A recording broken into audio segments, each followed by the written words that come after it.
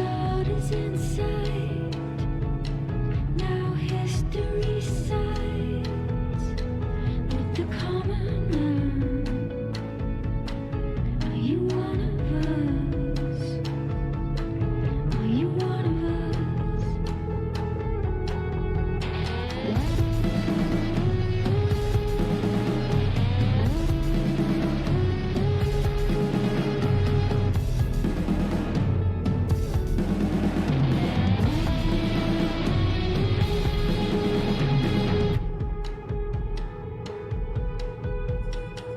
I'm done with creatures online, and there's more to this life. If you're honest now, are you coming untied? Are you one of us?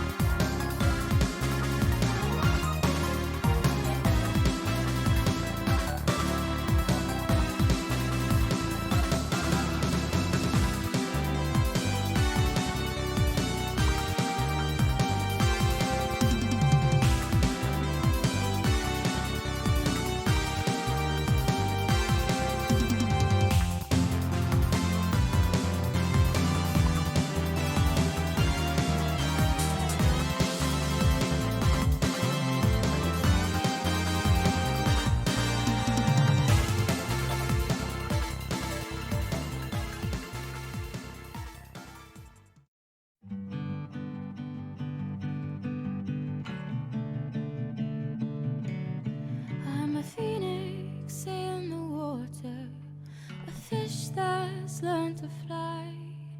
And I've always been a daughter, but feathers are meant for the sky. So I'm wishing, wishing further for the excitement to arrive. It's just I'd rather be causing the chaos than laying at the sharp end of this knife. With every small disaster, I'll let the water still take me away to someplace real. 'Cause they say home is where your heart is set, and stone is where you go when you're alone, is where you go to rest your bones. And it's not just where you lay your head, it's not just where you make your bed. As long as we're together, does it matter where we go?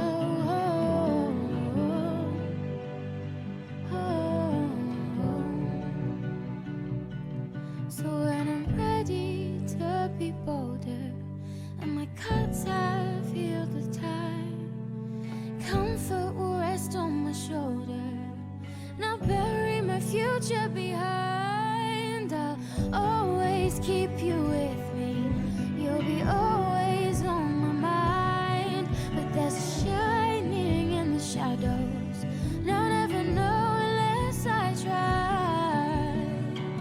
With every small disaster, I'll let the water still take me away to someplace real. 'Cause they say home is where your heart is headed, stone is where you go when you're alone, is where you go to rest your bones. And it's not just where you lay your head, it's not just where you make your bed. As long as we're together, doesn't matter where we go.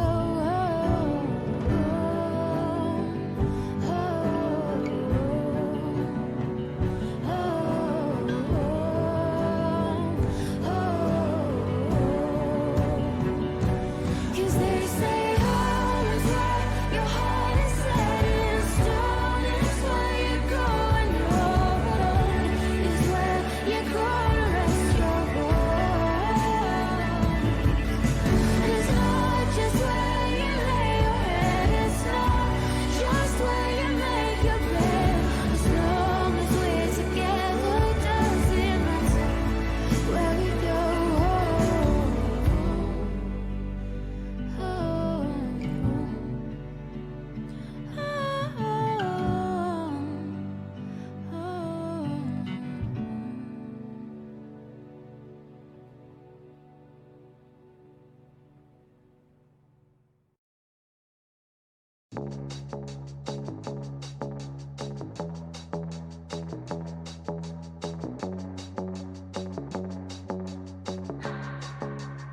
Can keep my hands on myself. Think I'll dust them off, put them back up on the shelf. Kiss my little baby girl is in need. Am I coming out of left field? Ooh, I'm a rebel just for kicks now. I've been feeling it since 1966 now. Might be over now, but I feel it still. Ooh, I'm a rebel just for kicks now. Let me kick it like it's 1986 now.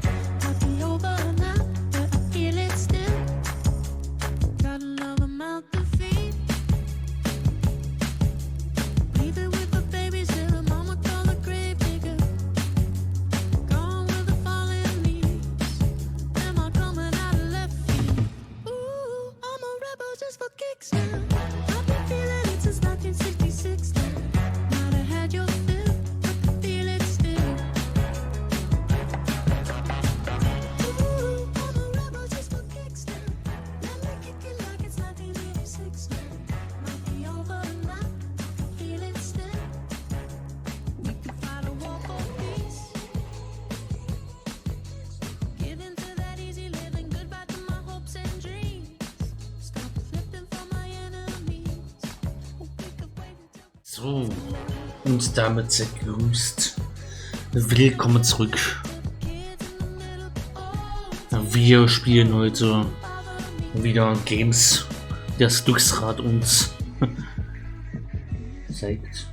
Hier einmal die Liste gemacht. Wir sehen es auf dem Glücksrad. Wir machen den zweiten und vermutlich auch den letzten, auch wenn es im Plan anders drin steht. Den letzten, ja, Zwergis große Spieleabend mit random Pride Games, die ich auf das Rad geschrieben habe. So random sind es auch wieder nicht, aber Games, die so durchs Rad ausgewählt werden. Ich hoffe, ich bin zu hören. Ja, sieht gut aus. So, Musik aus. Und das erste Game dieses Streams an. Mal schauen, was wir heute als erstes spielen. Hier haben wir noch einige Spiele, die wir abarbeiten können. Ja, mal schauen. Let's go. Was spielen wir heute zuerst? Okay, das geht schon sehr wild los.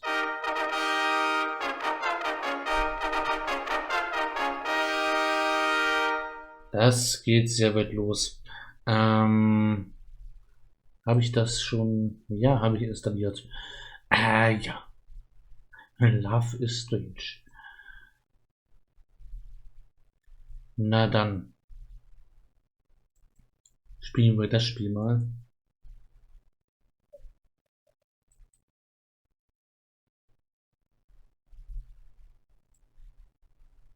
Da haben wir's. Okay.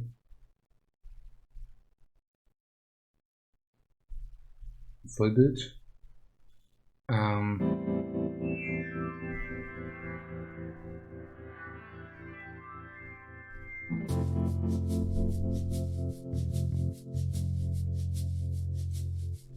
Ja.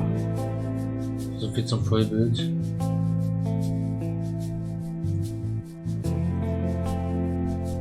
Da.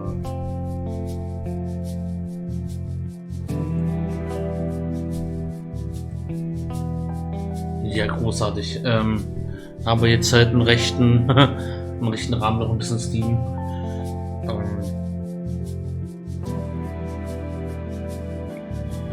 Großartig.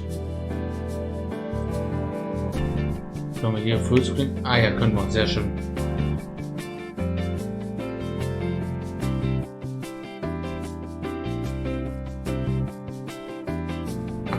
Ja. Speed machen wir ein bisschen Musikvolumen, ja, das können wir ein bisschen leiser machen.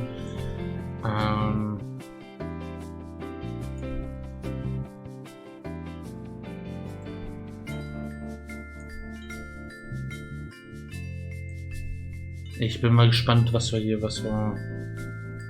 vor uns haben.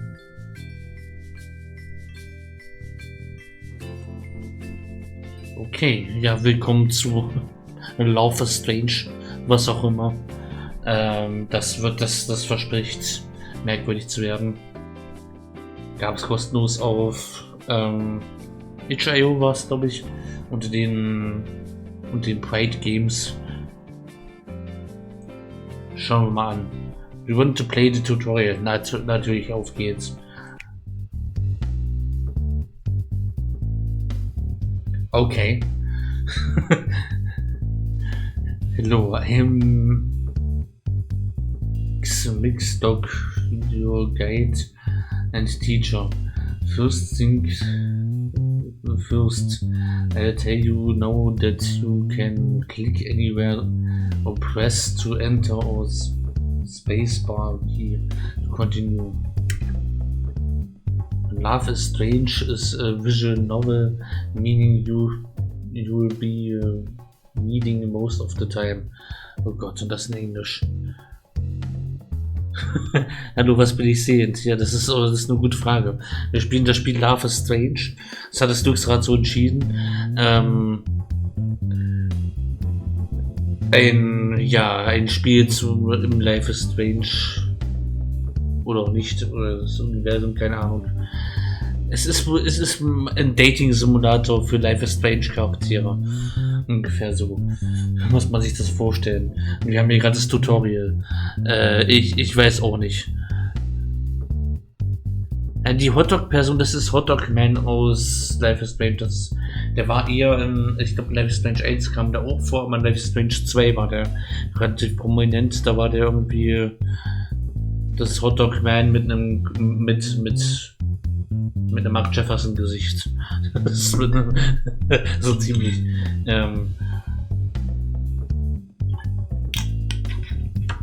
Every now and then you can pick the Dialog choice. Wir wissen wie Life is Strange funktionieren tut. Let's head over to the two ways. Okay. The decision can affect the way the other characters in the game interact with you. Characters in each vote have a number of approval points which you can earn or fail to earn from the choices you make. The higher your approval, the better. But you won't be able to see any of these points change visually, so pick wisely. Okay. You can use the scroll wheel on your mouse or the back button on the quick menu to go back and review any text that you've missed. Also wie Max die ein bisschen in der Zeit zurückspulen kann. Aha. Ja. The quick menu is located to the bottom right of this dialog box. However, even though you will be able to go back to look at your decisions. Ja, ich weiß, wir sind Max, wir können Zeit zurückdrehen. Genau, das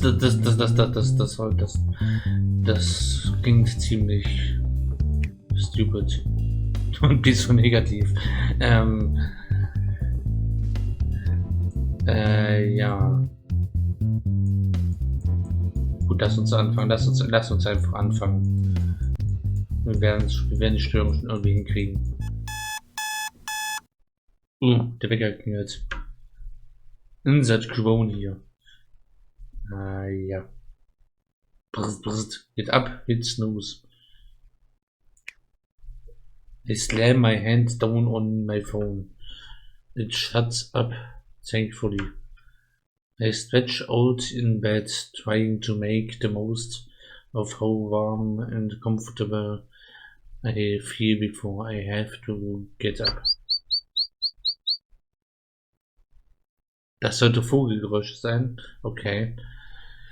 Even from beneath the covers I can hear the chirps of the birds outside and the low murmur of voice in the hallway. And of course, someone's playing music. Oh God. The people I share a dormitory with are worse than roosters. Harry bass vibrates. Oh God. Through the paper, thin walls, and even clamping my pillow over my head doesn't do much to muffle the sound. Yes, I better get up. Ah, puh. Zum Glück müssen wir es nicht hören. Zum Glück wurde es nicht als Geräuschkulisse eingeblendet. I stretch out, yawning, as I make my way to the window to feel the sunlight on my skin. Wir sind hier in Max' Zimmer, also wir spielen scheinbar Max Caulfield. Lisa seems to be enjoying it too. She grown like crazy over the past year. My mom would be so proud. Wow. Oh yeah, already. It's hard to believe I've been at Blackwell for that long. I'm so glad that I came back to Academy, not just for Blackwell Academy. though it be like if I said that weren't a huge part.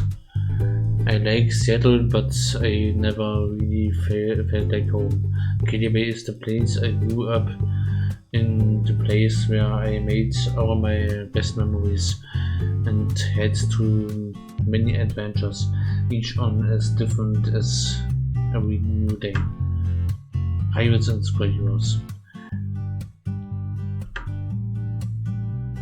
Ja. Skip.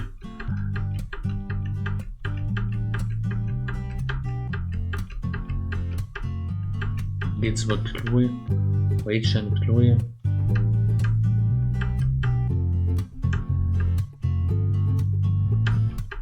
Und Brooke, Kate Marsh. Ja. Victoria Chase. Head of the Vortex Club. Wir kennen Life is Strange. Haben wir gespielt. Brauchen wir nicht noch eine Zusammenfassung. I can't spend our morning daydreaming by the window. True, I've got to get dressed. I don't want to miss my first class. Especially because Nick's dog told us last week that they had a surprise coming up on Monday. I wonder what it will be. Aha, okay. Der Hotstock ist tatsächlich unser Lehrer hier im Spiel. Ja. One of the best teachers I've ever had. They are always supportive of my work and always smiling. The new Blackwell Academy took on the best of the best. Und hatten einen Hotdog als Lehrer. Hotdog-Lehrkraft, nice. But they had to experience it to believe it. Mixed dog is so freaking cool. I'd better hurry up and get going, then maybe I can find some time to hang out with my friends before class starts. Wir werden ihn ab jetzt Jefferson Dog nennen. Das ist das Hotdog Jefferson. I have a feeling that Chloe and Rachel are going to laugh at my generic brand. Chloe and Rachel, was? Okay. Das wird nämlich wieder Fanfiction. Jeans like they always do, but I've come to terms with my style. I should make sure, hör auf zu reden und leg los. Put on bracelet, put on bag, check my phone.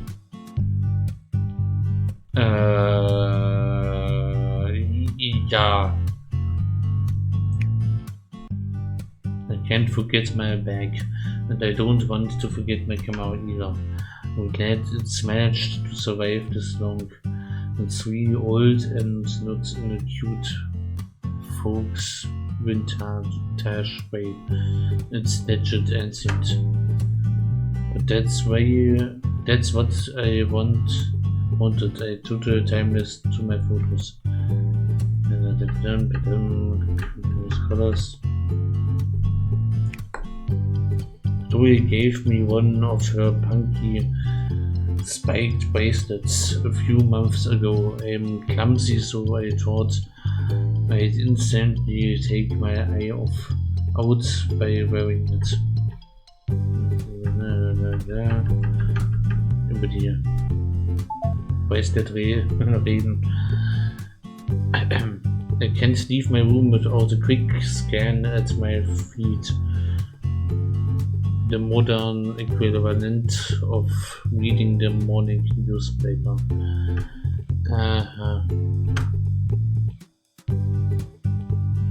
Okay, Victoria hat ein Safe von sich gepostet. Wurde von 28 Leuten geliked.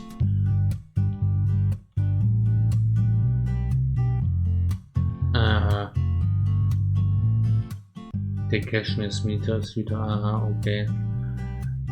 Sie sieht ziemlich gut aus in diesem Cashmere-Sweater. Dort Ding.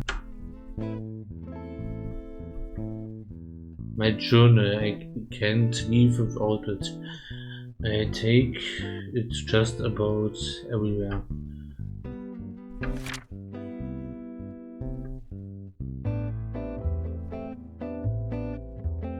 Okay, as I head out into the hallway, I finally spot the source of the music.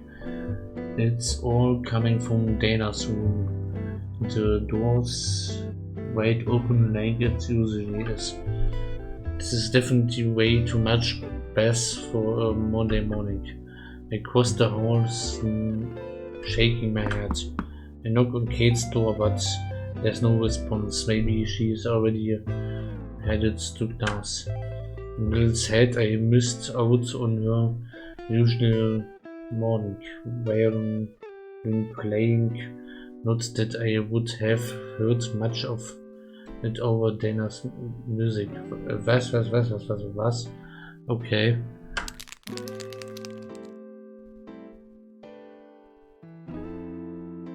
Okay.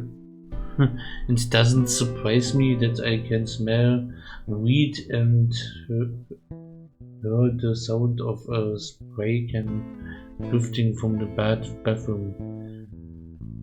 Okay, Kate spielt normalerweise morgens Geige und hier und aus dem Badraum kann man Grasgeruch und Spray, wahrscheinlich Haarspray, riechen. Rage and Chloe up to no good again. But I guess that's the company I keep. Victoria usually go to her door open music playing like Dana, but it's quiet this morning. I guess she went to class early too. I've never seen her show up late to anything. Yeah. Straight to class, go to the bathroom, go to the country, go to the yard. Ich finde, wir sollten direkt in den Unterricht gehen. Das ist da. Ja. If I go straight to class, I won't be able to go back and talk to Kate, Rachel, Victoria, or Chloe. Schauen wir mal Bart nach. When I reach the bathroom, I find Chloe smoking in the corner slouching, and there with a joint pinned between her fingers. Ich meine, das ist Chloe. Ja, aber Rachel's busy adding graffiti to the opposite wall. Hi Chloe. Having fun, Chloe? Chloe grins at me, giving me her usual up to no good look. Yep, I'm totally getting lit over here. I go and Chloe just bursts out laughing amid a cloud of sharp smoke. You are terrible. You know that?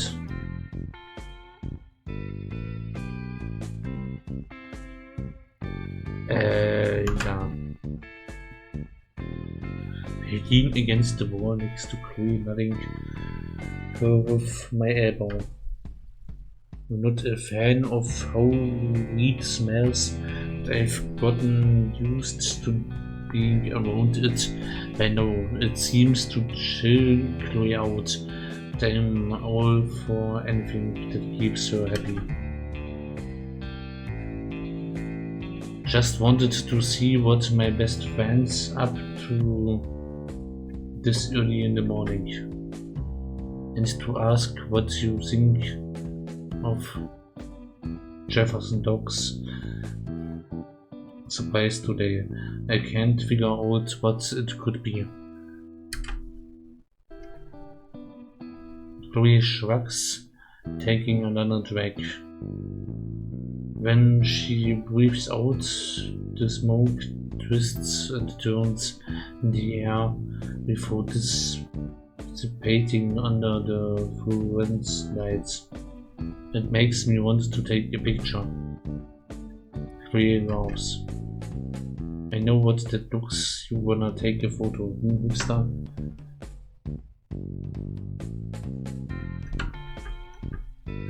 Yeah.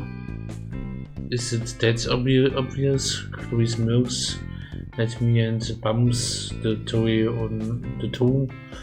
of her boots into my sneaker before sucking back on the joint again and exhaling through her nose. Save your photos for dogs, class Max. Okay.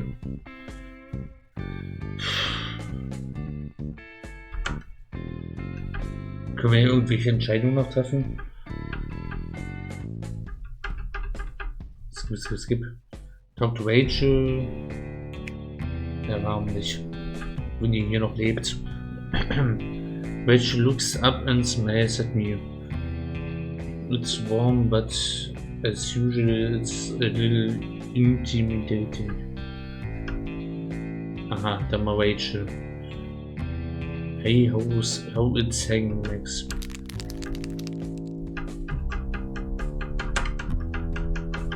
Okay, Krabs. Skip.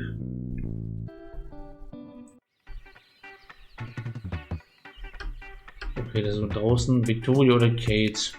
Reden wir mit Kate. Kate looks up from her sketchbook and gives me a warm smile. Good morning, Max. It's good to see you. I'm happy to see her too. Come to think of it, Kate's been a little hard to get a hold of lately. Ah ja. Dialogzeilen.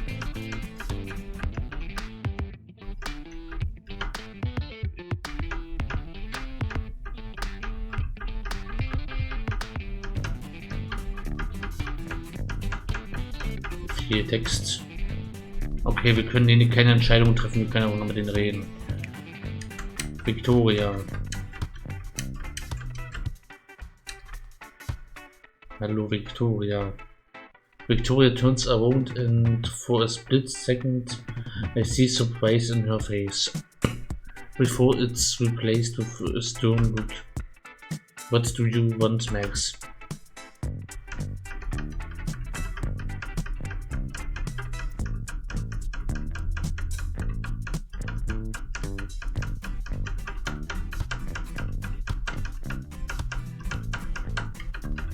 Wir unterhalten uns ziemlich lang mit dir.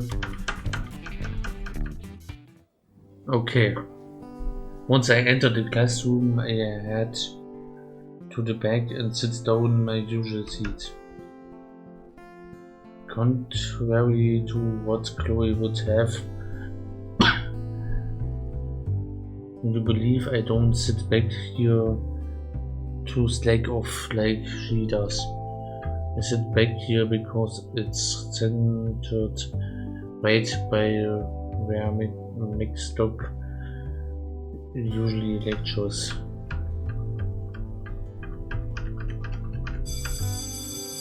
Ah, da kommt der Lehrer. Good morning, class.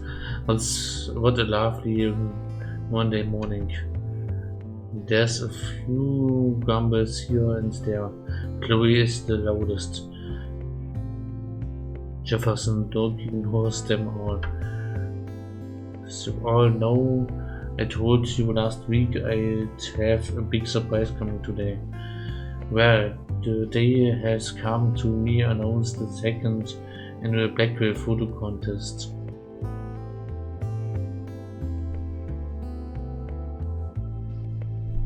Okay,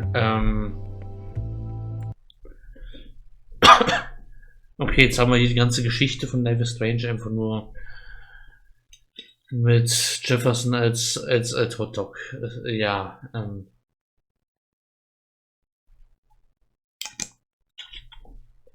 das war seltsam. Das war wirklich sehr komisch. Lassen wir's.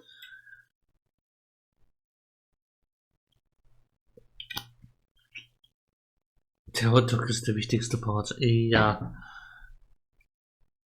Es wäre jetzt wahrscheinlich, weiß nicht, irgendwann hätte man noch Diskussionen, irgendwie hätte man noch Entscheidungen getroffen, hätte man irgendwie, ich verstehe es jetzt irgendwie nicht. Eine weirde Fanfiction mit einem Hotdog als Mark Jefferson. Ja. So, was haben wir als nächstes? Vielleicht ein bisschen was Besseres.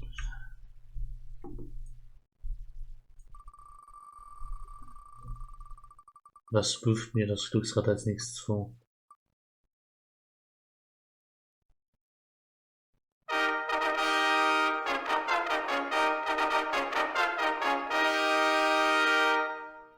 Windswept Night.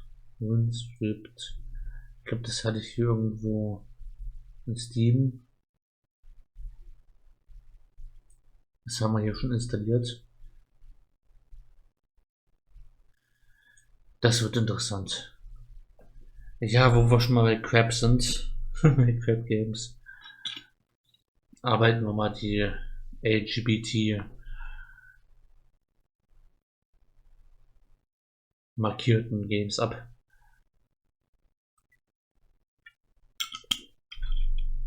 Was? Ne, das frage ich mich auch gerade. You blink, your eyelashes fluttering. Don't know where you are or even who you are.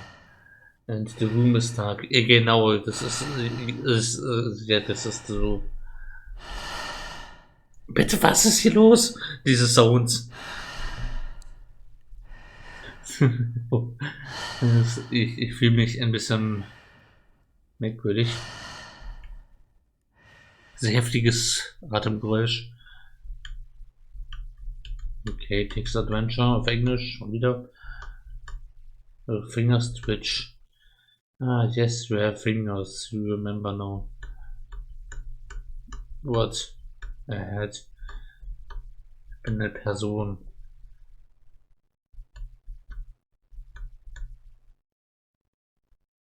You are not any of those things. Nein, aus. Ich glaube, das Spiel können wir nicht streamen. Wenn es so hingeht, wenn es so weitergeht. Kriege ich mit Twitch Probleme.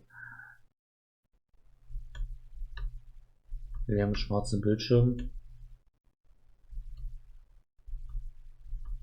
Und Atemgeräusche. Robbed of your sight. Your sense of hearing is more accurate than ever before. Was geht denn hier? Was für ein Spiel spielen wir hier? Sound of silence weighs heavily upon you, broken only by your old heart beating. Yes, it's beating. Take comfort, respect. With organ pumping. Was? You exist, you do. Was zum Henker?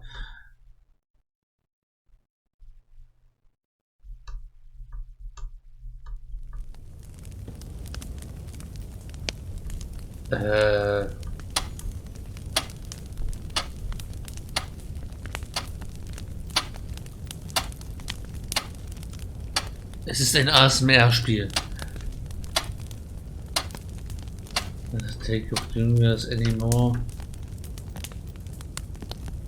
But you still cannot see a thing. You might as well be blind. Do not know if you are relieved or not by the sounds. Ich weiß nicht, ob ich es wieder sehen will, ob ich das Past Life. Oh, ich habe schon meinen Finger an der Maus für den Schließen-Button, falls hier gleich was kommt, was wir Take it slow on the forward. Excuse me.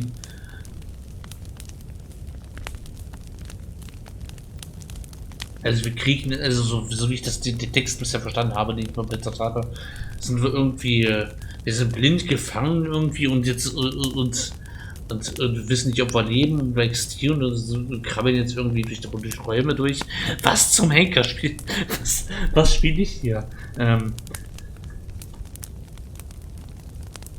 Ich mach mich gefasst, das Spiel so schnell wie möglich zu schließen, sobald ich irgendwie irgendwas wieder, das wird ja, das gefährdet mein Twitch-Channel.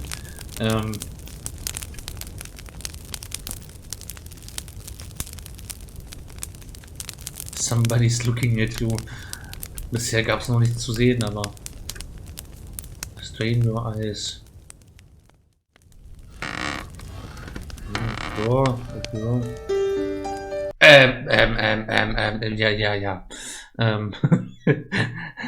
Ja. Okay, ja. Ich glaube, es wird Zeit, das zu deinstallieren.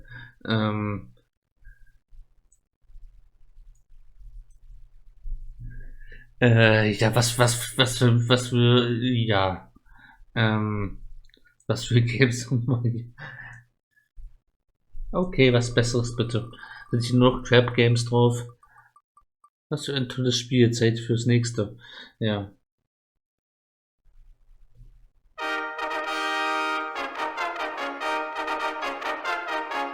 Okay, das vermute ich. Jetzt haben wir wahrscheinlich das beste Spiel, was wir heute noch kriegen werden.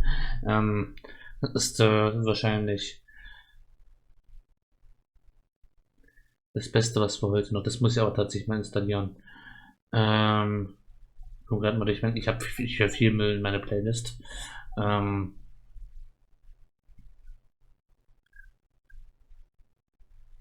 mir auf Steam.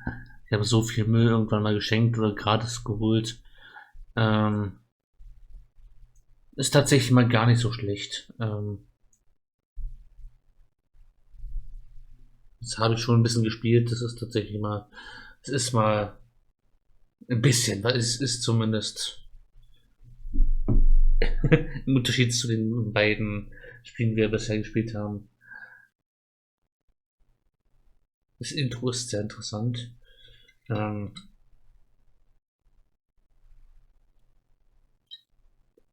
Kennst du das Spiel schon? Juni. Katamari Damacy. Das ist tatsächlich, ist ein bisschen weird, aber vor allem das Intro ist ziemlich weird. Aber da könnten wir es in welchen könnten wir es schaffen, das zu spielen. Ich kam da, glaube ich, ab Level 2 oder 3 kam ich nicht mehr weiter.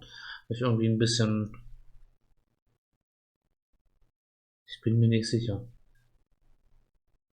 Das Spielkonzept ist eigentlich ziemlich gut. Das war mir bloß irgendwann zu hektisch und zu. Der Name sagt mir was. Ja, du wirst gleich sehen, das ist so wir spielen so ein kleines Männchen, kleines grünes Männchen, wir haben da so einen Klebeball. Wir müssen durch die Gegend rollen und Sachen aufsammeln an den Ball, so dort festpappen. Ich gar nicht mal so schlecht. Und ich warne euch schon mal vor, all die jetzt zugucken oder später in der Streamaufzeichnung. Das Intro ist so wie das Intro, so stelle ich habe es noch nie gemacht, ich habe es noch nie ausprobiert, aber so stelle ich mir einen LSD-Trip vor. Also das Intro, dieses Spiels, ich stelle es mir genauso stelle ich mir einen LSD-Trip vor.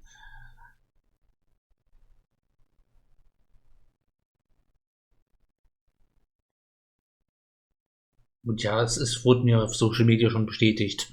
Das Intro ist ein LSD-Trip. Das ist im LSD, das hat wahrscheinlich einer, da hat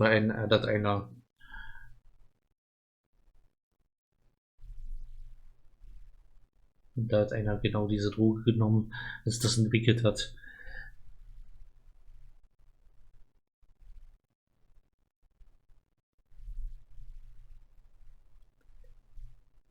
So, installiert. Auf geht's.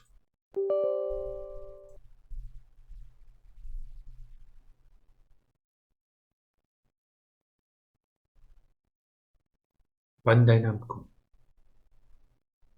Ja,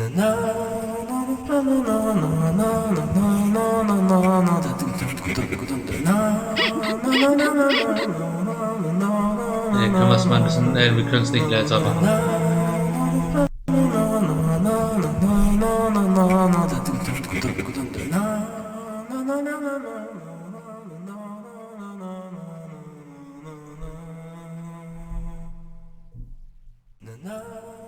Ich habe mal ein bisschen leiser gemacht für euch.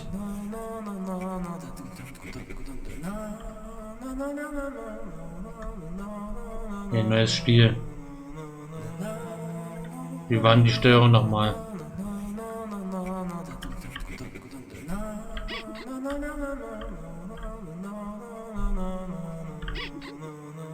Aha.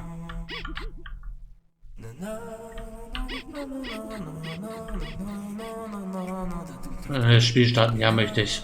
Auf geht's. Intro.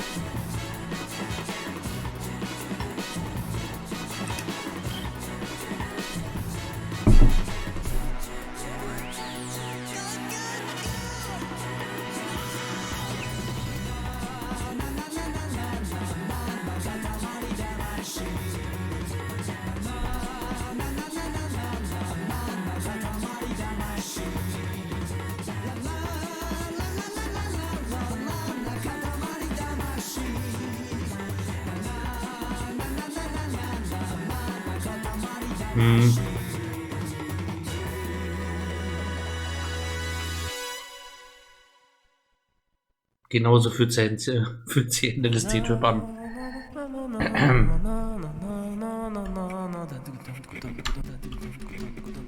So, Tutorial. Ah, hallo Prinz, das ist der König. Lange nicht gesehen. Wir dachten, heute wäre ein vorzüglicher Tag zum Rollen. Der Katamari. Der Prinz. Nach den ersten Rollen folgt das zweite Rollen. Einfach rollen, rollen, rollen. Allein zu diesem Zweck haben wir uns die Mühe gemacht, dieses Universum zu erschaffen. Der King of Our Cosmos hat sich die Mühe gemacht, um uns die Möglichkeit zu geben, Katamari zu rollen. Ganz allein dafür. Deshalb wollen wir, dass du anfängst zu rollen, aber vorher noch zu ein paar Dingen. Mag der Prinz Vibration. Ah ja.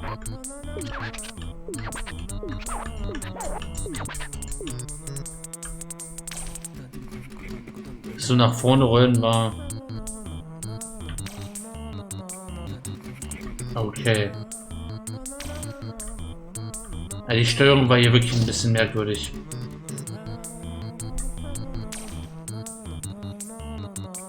So rollen wir seitwärts.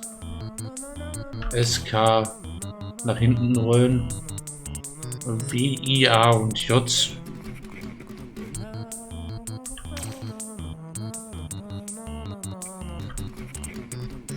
Diese Steuerung. W, I, D, L.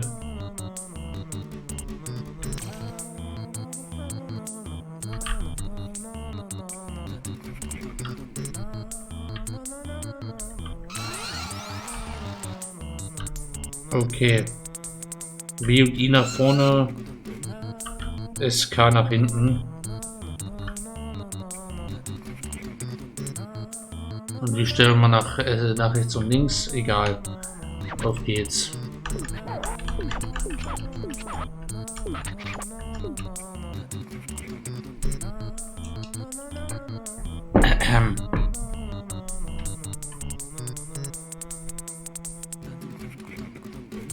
BKSI.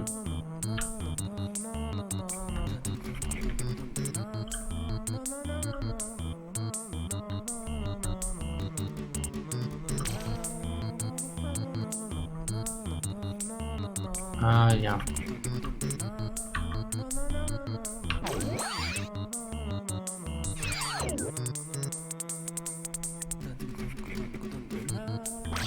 Steuerung ist absolut unmöglich.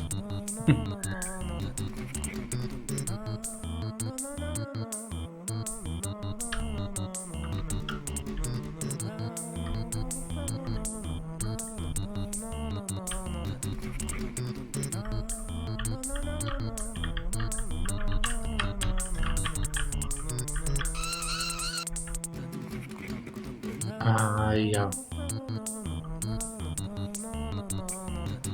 BKSI.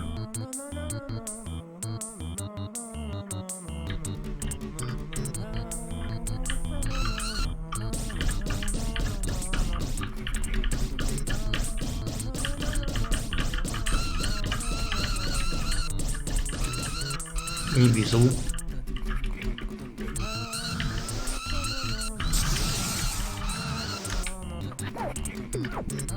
Werden wir nie nutzen.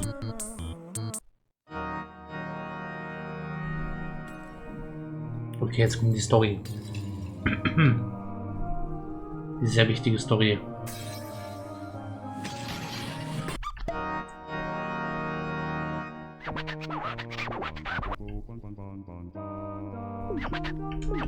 Es war tatsächlich kein Traum. Ich gebe das mal.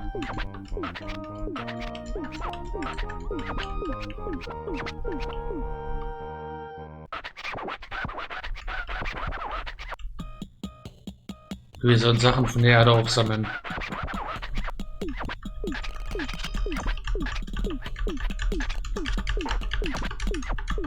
So, auf geht's, das Spielen.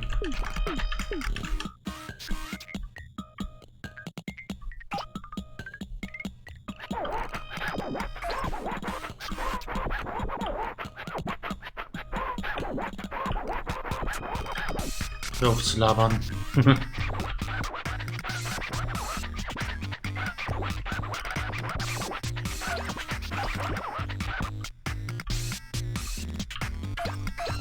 In der Steuerung muss ja auch erstmal ein bisschen klarkommen. Oder ein Bleistift.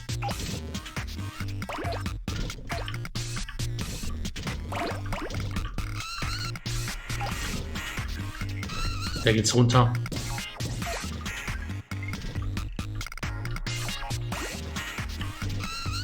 Später können wir dann auch die Ratten einsammeln.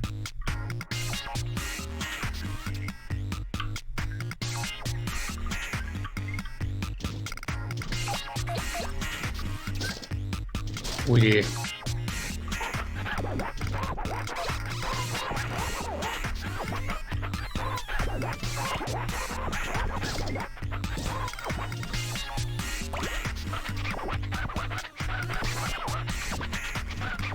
Ja, als Tagebuch eintragen, mach du.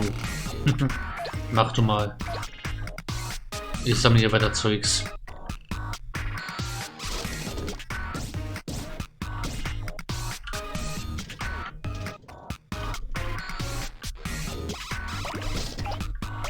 Oh je. Wir verlieren hier Sachen nur von den Ratten gerammt werden. Je größer wir werden, desto mehr können wir auch aufnehmen. Irgendwann können wir dann die Ratten selbst mit aufnehmen in unseren Ball. In unseren Katamari.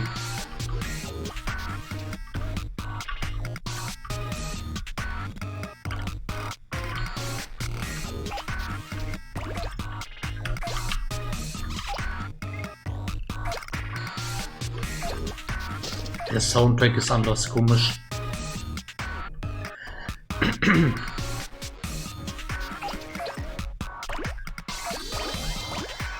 Oha, Superpower.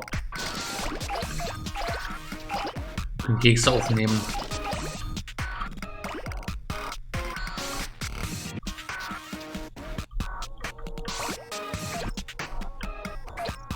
Da können wir schon größere Sachen aufnehmen. Ja, die Früchte. Den Lippenstift können wir auch mit aufnehmen.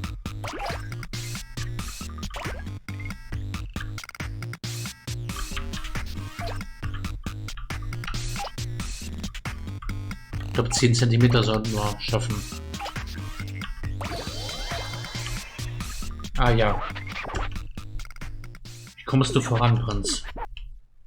10 cm groß. Regenbogen. Der Regenbogenbrücke.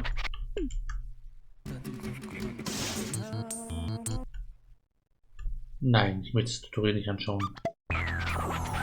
10 cm, oder? Das war das erste Ziel. Aber es ist nicht sonderlich aufregend, oder? Nächstes Mal wollen wir einen viel größeren. Das, was du am meisten gesammelt hast, ist genial. Auf der Erde gibt es unglaublich viele Dinge. Snacks haben wir aufgesammelt. Das zweite waren Spiele und dann so Schreibbaren. Wir lassen ihn jetzt in den Himmel. Mit Katamari. Pudding.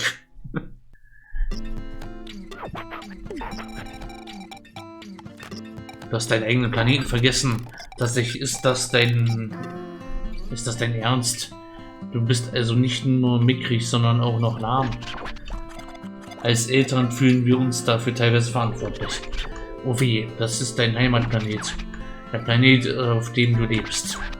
Hier kannst du Sterne beobachten, das Spiel speichern und viele andere Dinge tun. Du kannst sogar die Erde und den Weltraumpilz besuchen, indem du einfach die Q oder die E drückst. Ah ja. Bitte speichere das Spiel. Ist der Ton? Können wir den leiser machen? Ach, endlich. Bisher könnte man den nicht leiser machen.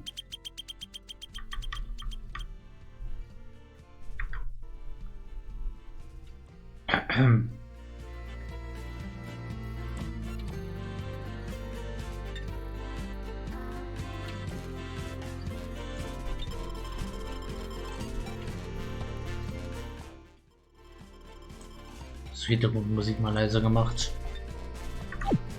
Damit lässt sich leben. Sternbilder ansehen. Die Sammlung, Daten. Steuerungseinstellung, das ist doch mal gut.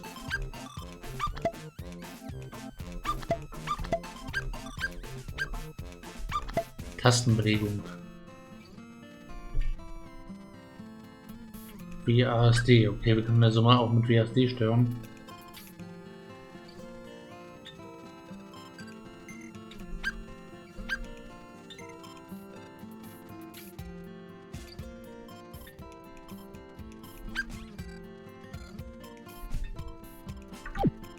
Das sollten wir ausprobieren.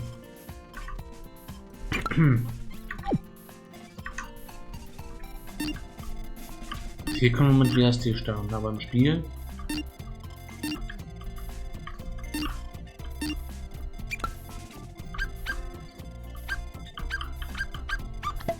können wir hier auch auf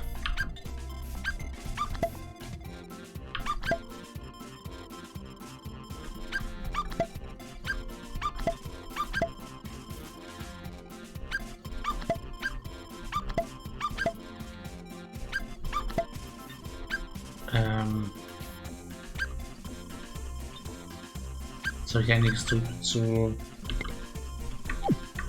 umgestellt.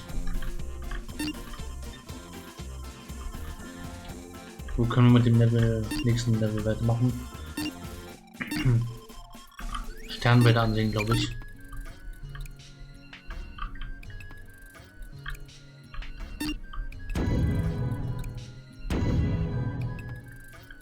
Ah ja.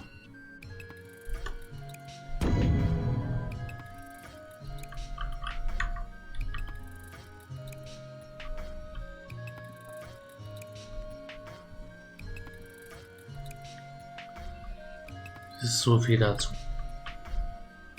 Können wir da noch was machen?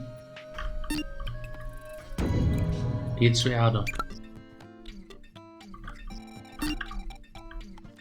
Schaffe einen Stern 2. Genau hier. Ein Level können wir noch machen.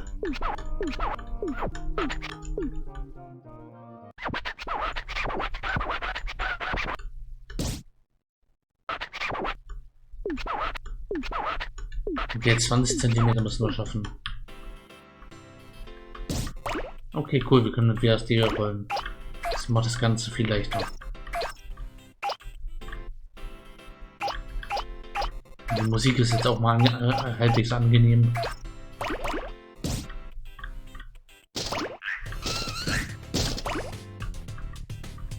Streichholz aufrollen.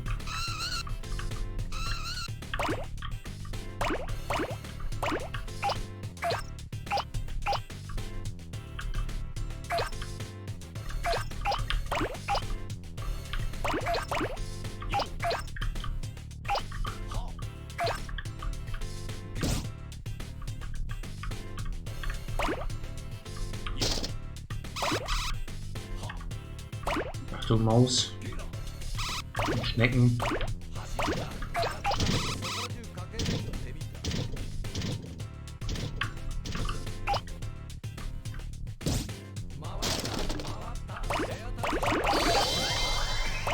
Super Power.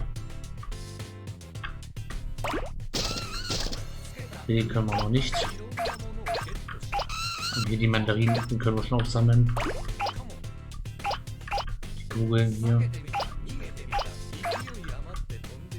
Können wir mal versuchen hochzurollen. Oder auch nicht.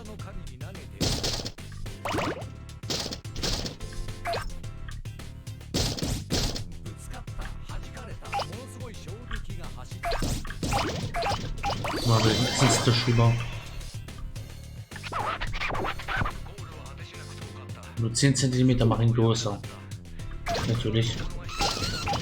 So, wir haben nicht mehr Zeit. Oh je. Eine Zeitbegrenzung, das könnte ein bisschen. Das könnte eine Sache werden.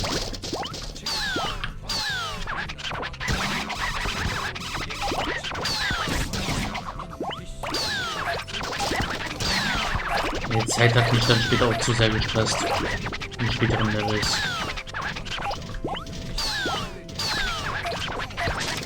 12 cm.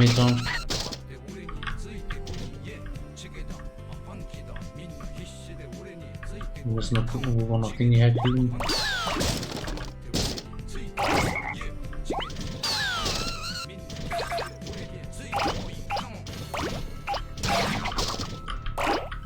Zentimeter.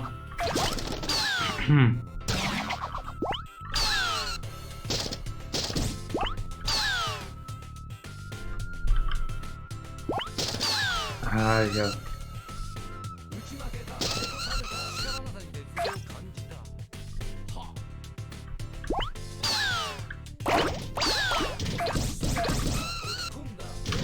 Können wir jetzt die Kassetten aufheben?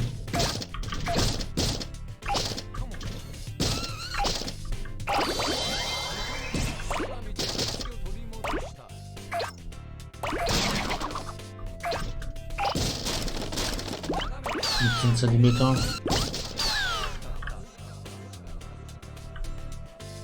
Dann gehen wir wieder zurück.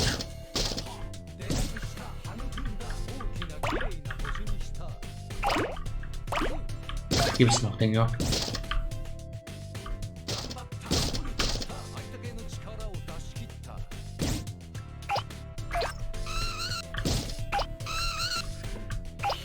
Die Gabeln können wir nicht aufheben. Hier gibt es Dinge.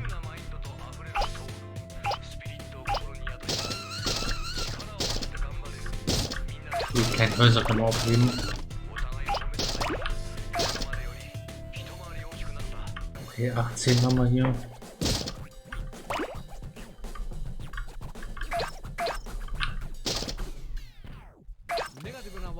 Die beiden Lollis können wir nichts machen.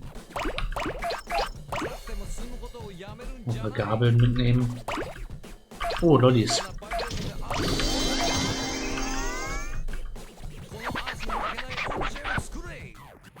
Ah, was für ein bezaubernder Katamari. Beachtlich groß, aber trotzdem leicht und gut bekömmlich. Und wir hätten trotzdem lieber einen viel größeren, besseren Katamari. Lass mich jetzt arbeiten. Aha.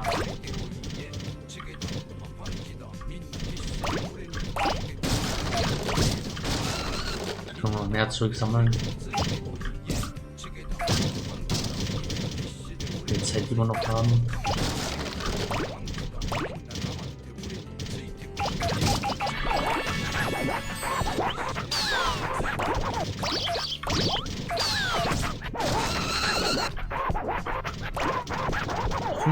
Okay.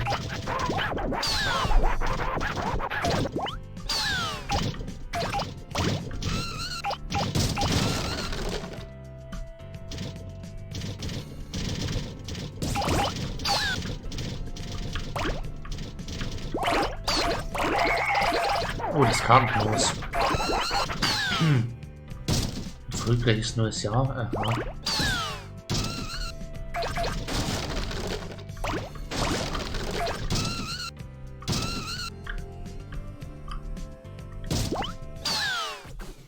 Roll, roll, roll.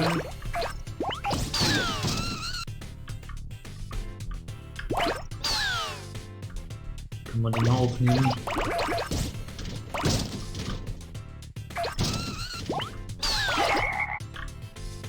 Da kommen die 30 nur noch mal voll, oder?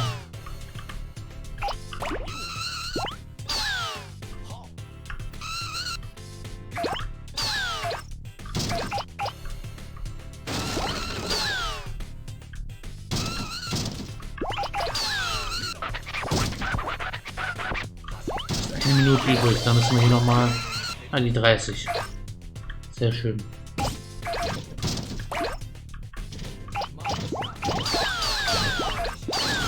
Ein paar Messer noch mit aufgabeln.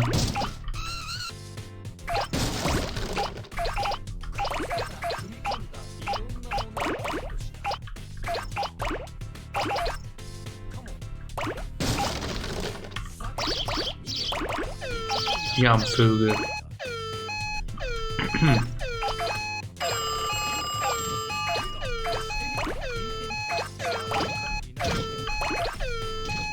33. Aha.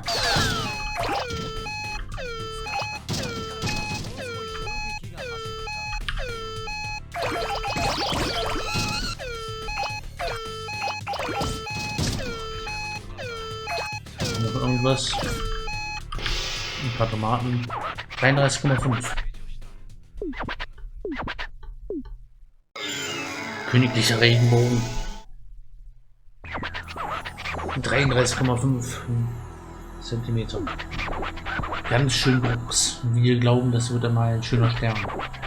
Hätten wir den gemacht, wäre er viel größer geworden. Na sicher. Hier ist unser königliches Geschenk.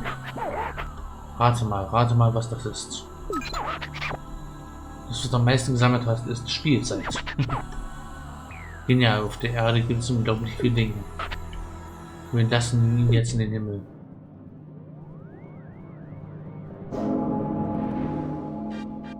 Unfug.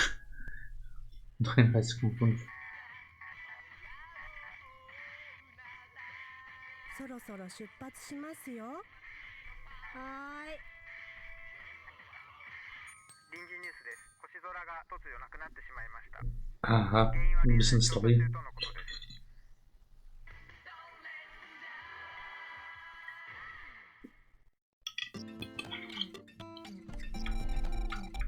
Immer eine Überraschung. Ein Geschenk. Oh, ein Schal. Sehr schön.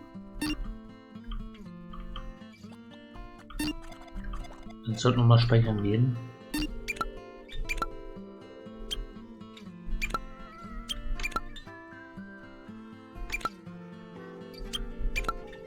Und das Spiel beenden.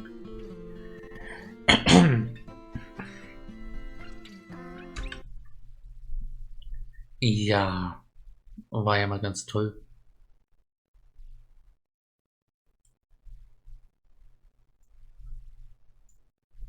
Vielleicht mal wieder deinstallieren.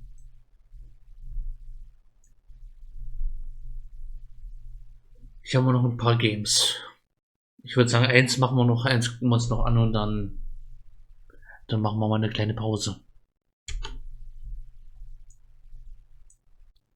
Mal schauen, was uns hier als nächstes erwartet.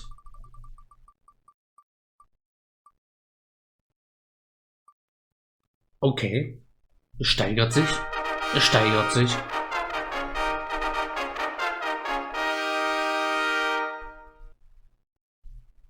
So. Was hatten wir hier?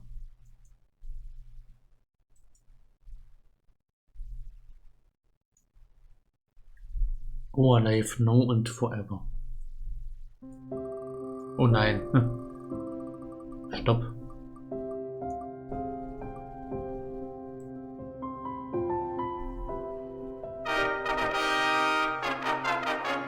Das spielen wir nicht als nächstes. Es geht nicht. Ich wollte mal hier das mal aus der Liste entfernen.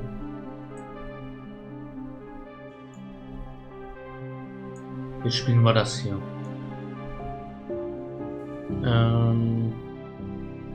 Fullscreen. Musikvolumen. Text geht ein bisschen langsamer.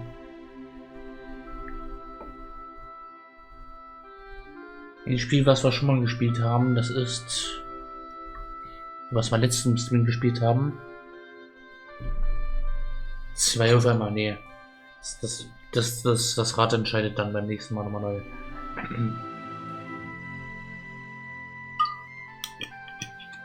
Jetzt sind wir in den Einstellungen. Okay, Our Life, No and Forever. Ja, ich krieg hier Sommerschnupfen, das ist irgendwie... Wenn ich dann viel rede, dann wird's ein bisschen... Ich weiß auch nicht. So, wir starten mal ein neues Game. Welcome to the Our Life No and Forever Intro Demo. This is a preview that includes the first few scenes of the game's product. Aha. Alles klar.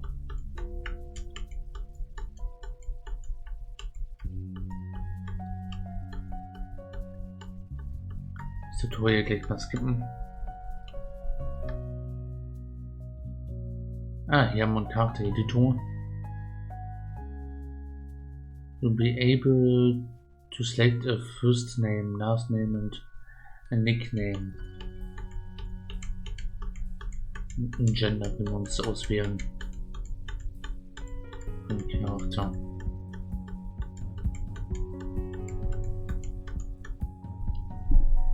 So. Gesichtsform. Nehmen wir mal die hier. Augen.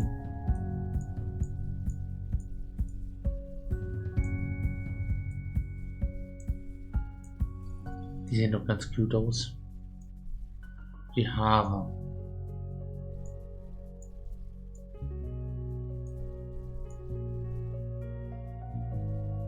Oh, Charakterschnitt ist immer gut. Yep.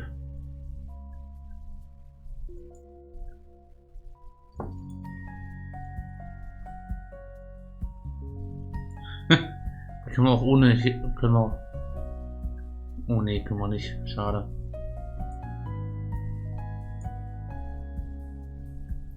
Um glatt zu machen.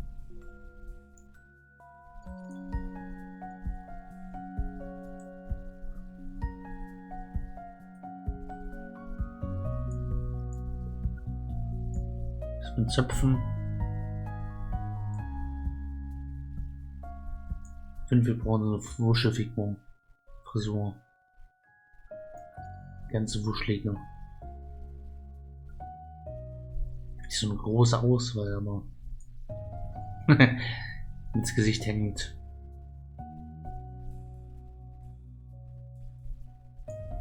Also eine Wuschelfrisur. Okay, aber die nehme ich. Und hinten nochmal genauso. Oder hinten Zopf. Oh, das hat was.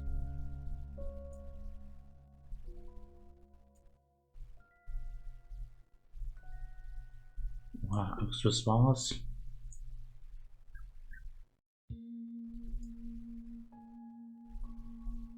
Jetzt haben wir die Klamotte. Den Klamottenstil. Den Kragen.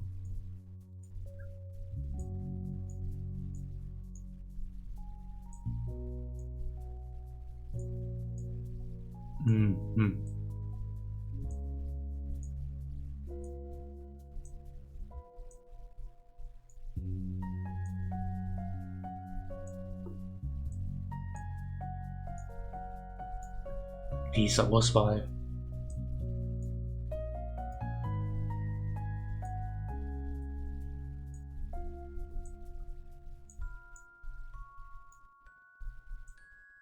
Nehmen wir mal einfach das hier und lassen offen, was da drunter kommt. Oh, hier haben wir noch andere Möglichkeiten. Große Güte.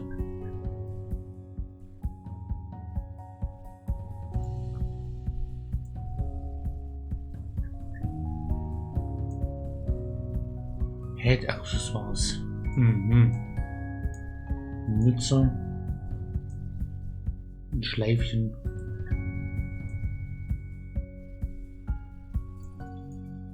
Schleifchen finde ich gut. Eine Brille noch dazu. Ein paar Ohrringe.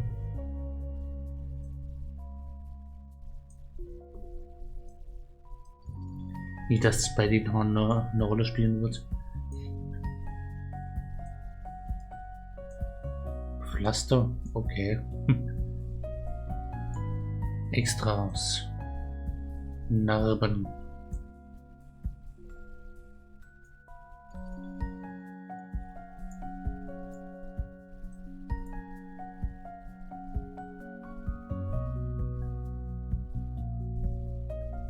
Aha. Sommersprossen. Ach ne.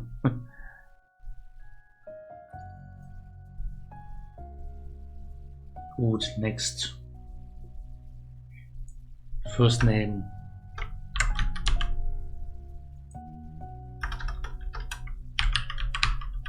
So, Zwergis ist mein Nachname.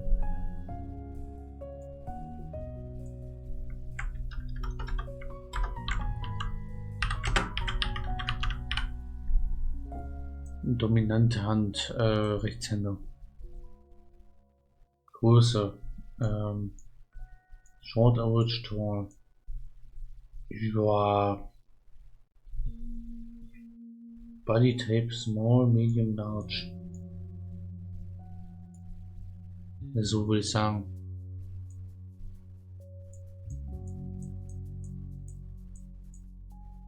Oh, Pronouns, they, them, she, her. Custom Advance. Him.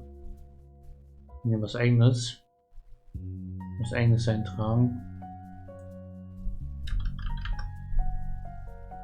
Hier kann man eigene Pronomen eintragen. Das ist da, weiß nicht, welches da gibt. Habe ich alle spontan vergessen.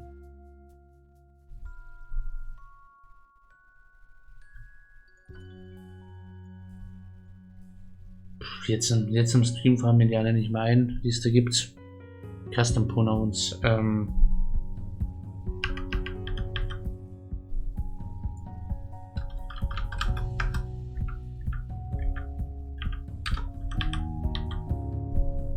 Meine Pronouns sind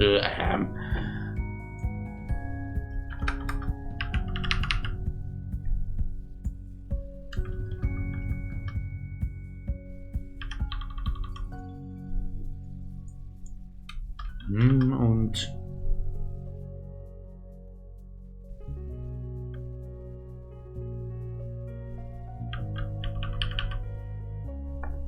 Okay, I heard went to store.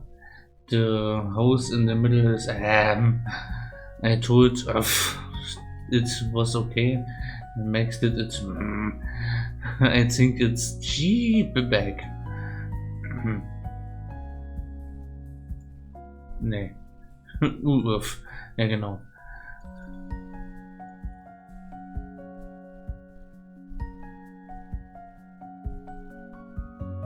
Ich glaube, ich mag Skier. Das nehmen wir. Gender non-binary passt mir. Sex, traits at birth, okay. Honorifics, Miss Max Zwergi, Sue Max Zwergi, Mr. Max Zwergi, Miss,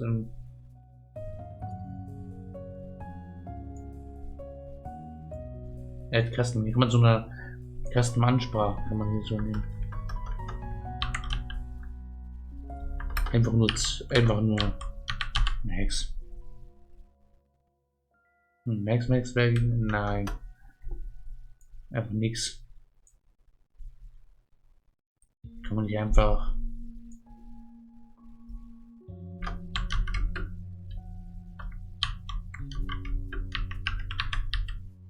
So.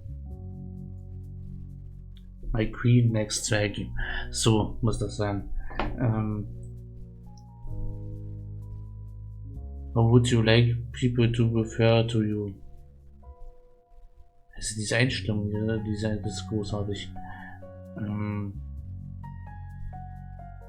Son und Boy, Child Person, Daughter Girl. Nehmen wir das. Große Güte. Diese Charaktereinstellungen.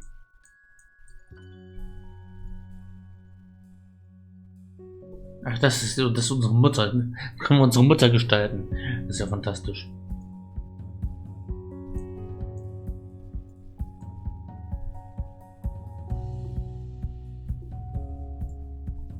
Gleich. Wie nennen wir unsere Mutter? Können wir auch selbst entscheiden. Ich liebe all diese Custom-Möglichkeiten. Wie nennen wir unsere Mutter? Mami Maker.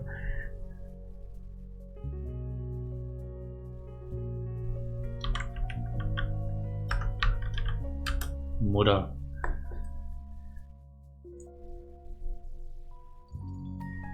Schuss ist dicker. Das ist was ist das ist wirklich großartig.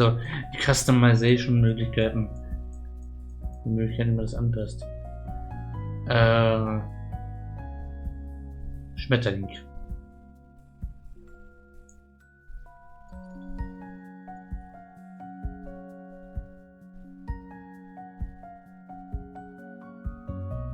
With Icons. Ja, das finde ich großartig mit Icons, bitte. Okay, auf geht's. It looks like fall here in Golden Grove. More than any place you'd seen before.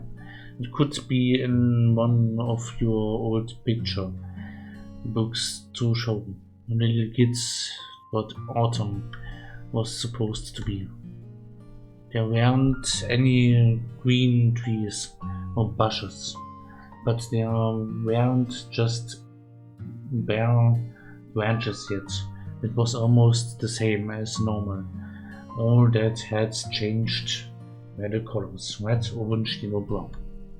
Even the blue of the sky high above blue had seemed different than it did in summer. It wasn't it bright even as true it had gotten tired of sparkling by this late in the year. Or like it was even farther away from than you were in this place. Ich gebe mein Bestes hier im Englischen. Der Stay auf jeden Fall sehr süß. Oh, danke. Weil einen guten Charakter stellt. Ich versuche mein Bestes beim Englischen vorlesen, wenn es nicht passt. Beschwert euch gerne. The plants in the sky didn't get this way. Where you lived, where you used to live. Your thoughts continued to jump around while you stood there in the big circle of sweet at the end of the road.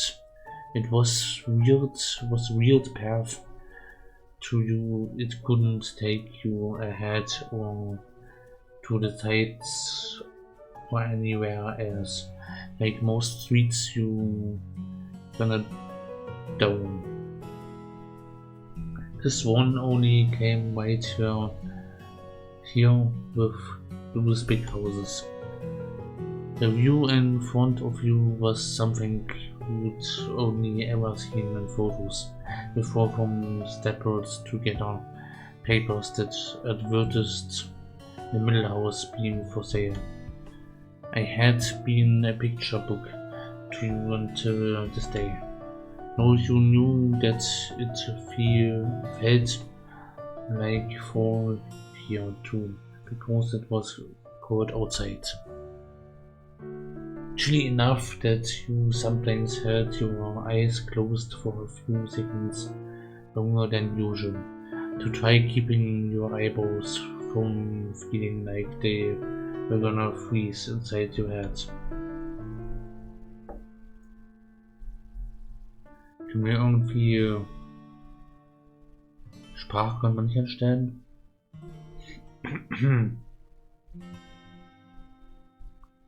Schade. This was a real place. The icy air surrounding your seat, and you were in it, and it was where you were going to stay. That was new. Your mother, and you had lived in apartments before, and never very long each time. That was until she'd gotten a big job in this not that big town and bought a big house.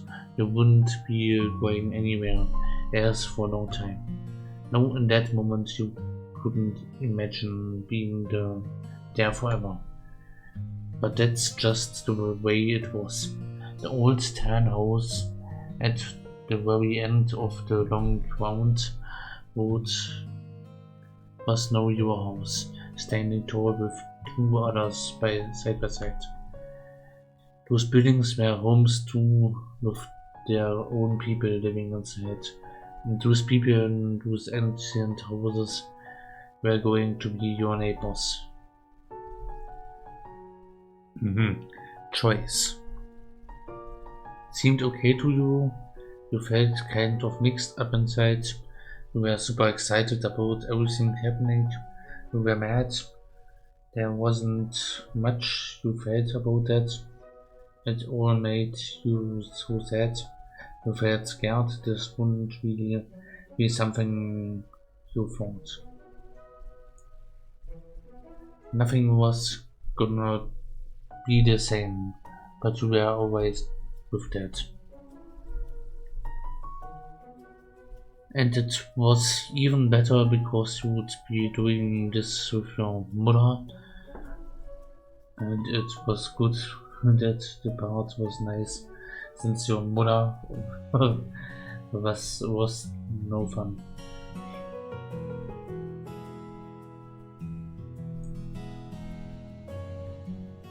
You would have so much fun together. Das Mutter. Max, come on over and take a look. Meine Mutter. Sehr schön.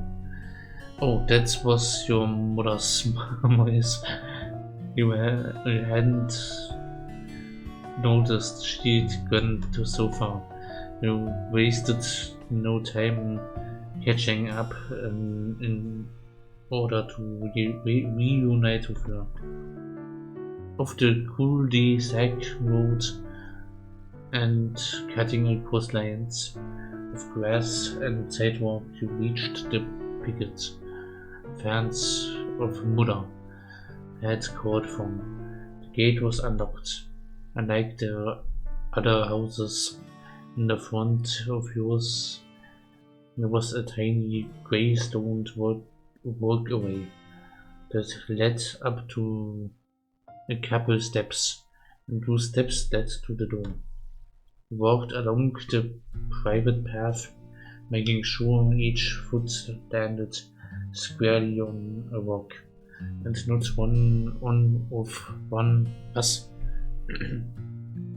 not on one of the dirt cracks between until you arrived at the end of the line.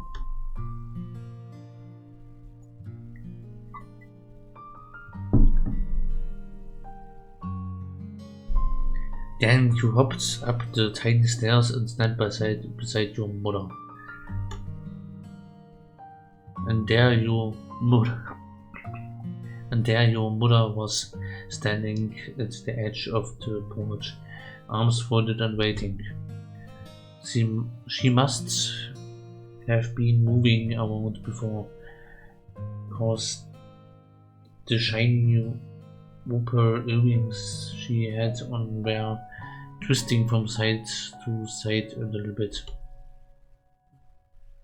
You knew they were real opal stones, because she'd told you before.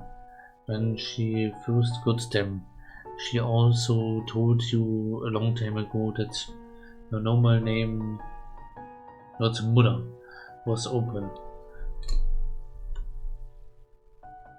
Sie heißt also nicht Mutter.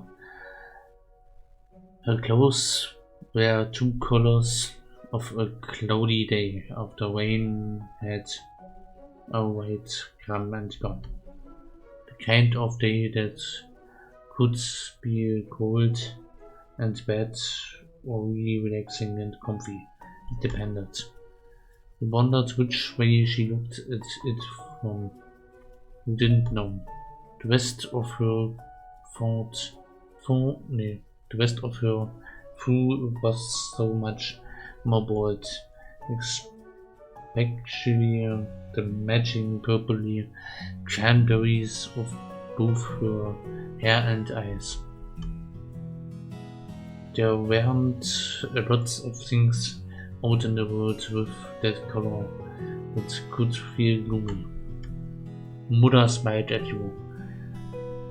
They made you feel soft and warm on the inside, as your mother was on the outside. Mother. What do you think? It's a pretty place, huh?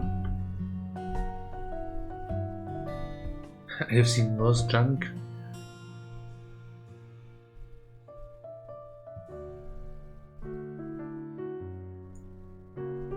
You will, my dear. Her mouth stayed in the shape of a smile, but her eyes and eyebrows changed, bending in a way that made it seem like she wasn't really smiling, or it was some other kind of smile.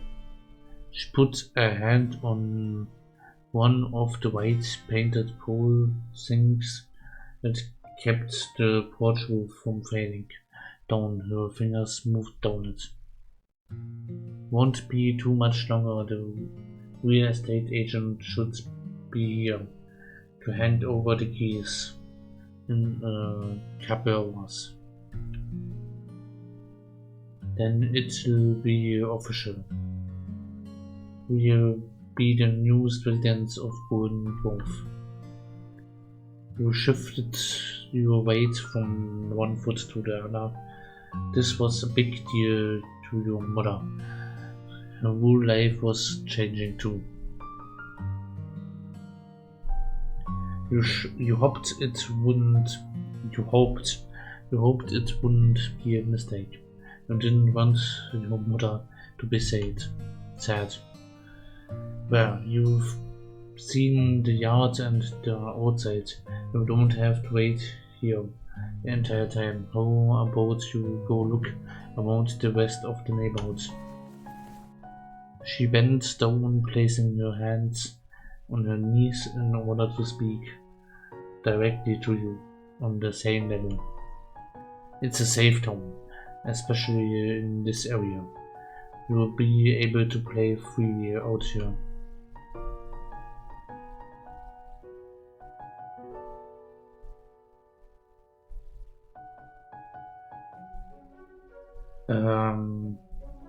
Ja, ich springe fröhlich auf. Mother went back to the normal way of standing with her head up high and arms folded. That's the spirit. Enjoy yourself. Just don't stay into any other streets today. Ja, Mutter. Thank you. I trust you. With that, you flipped around, bounded down the steps, and went back towards the sidewalk, ready to explore. Step on, prologue. Your shoes really squished into the dirt part when you crossed from where you were down to the solid road. The smell of the grass and rain softened round crisps to somehow also kind of musty. Hung in the air, bring a whole new year of school with it. We were going to be a 5th grader. It would be completely different from being just a 4th grader. And not just because you would be attending a new school. You'd be in the highest grade of the place. Maybe that was why your mother was so sure you couldn't do this by yourself. You were growing up. It felt good knowing there was more and more out there that you would be able to explore on your own. Then before you took on one more step, there was a faint tap against your shoulder. It was barely stronger than the wind, but it was definitely something, and it was completely out of nowhere.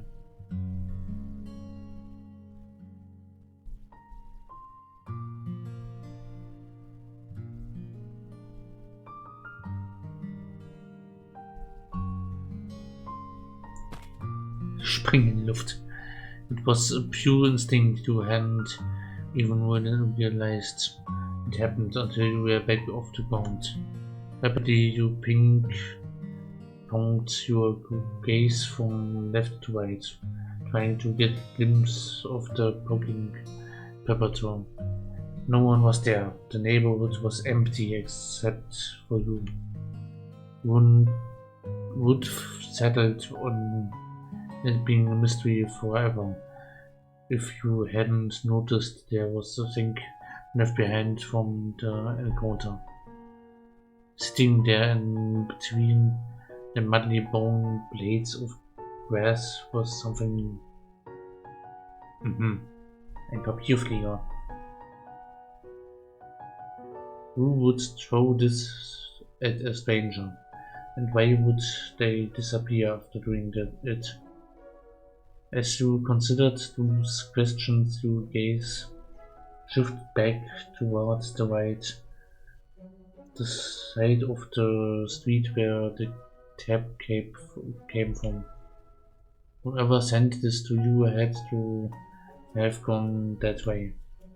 You crouched down to grab it by keeping a lookout to make sure nothing else snuck on you. Paper didn't feel the same crinkly, crackly way most normal paper did. It was thicker, somehow almost like a piece of cloth. It was cottony.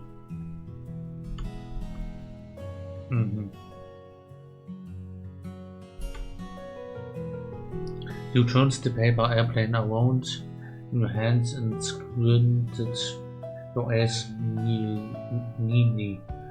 There were pencil markings on the underside. The paper had scribbles on, or maybe even words on it.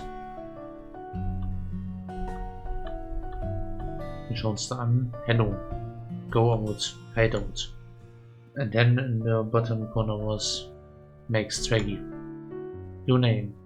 It had been addressed to you personally. There was no mistake that you were the one meant to get the plane. Too weird for you, this was so cool, this was the mystery worth solving, this was stupid, this scared you, this was something. Maybe the words were a code you had to break.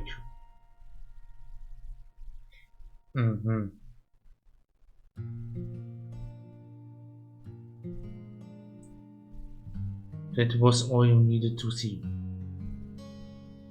You charged up to the white briquettes and stumbled through the gate, nearly tripping in your haste to return to the yard.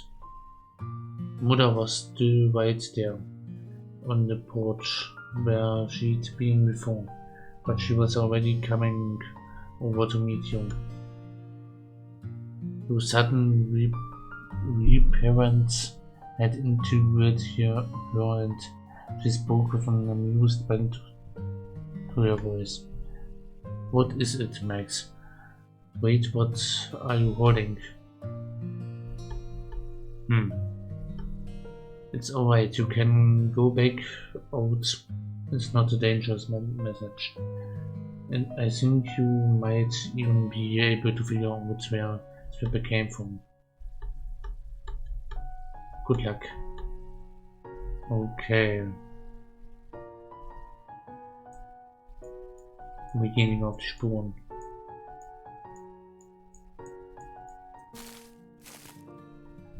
Okay. Bending in between the dark trunks and white leaves were two lines stamped out through the grass. They went in opposite directions.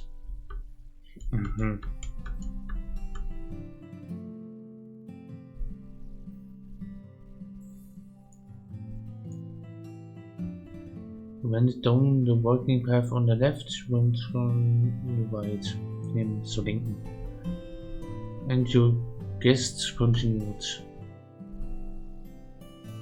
Once you went through the forest path, you had truly entered the white woods. Nothing else worried you any longer. Wir haben hier noch eine andere Karte. Ich muss noch ein paar Dinge erledigen. Zeit für mich in den Lurk zu verschwinden. Viel Spaß mit den Games. Viel Spaß im Lurk, Juli. Sieht hier noch was?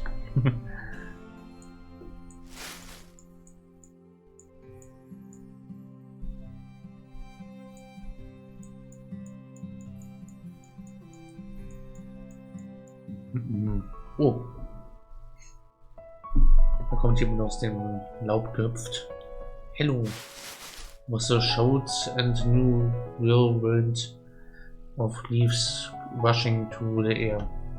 From underneath one of the piers was a kid.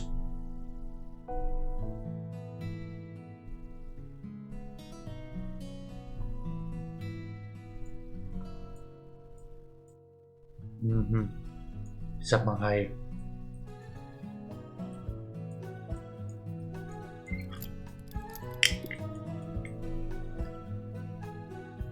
Hey, are you a girl too?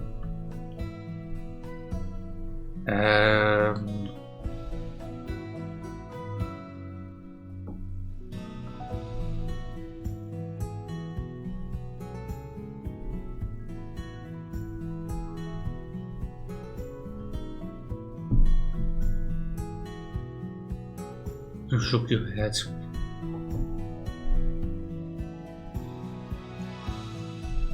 Was auch immer.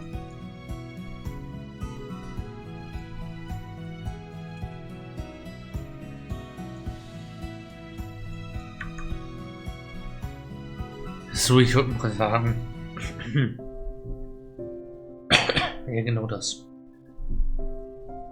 Interessantes Spiel. Auf jeden Fall. Vor allem die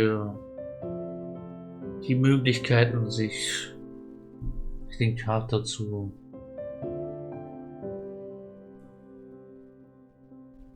editieren, da sind Möglichkeiten hier.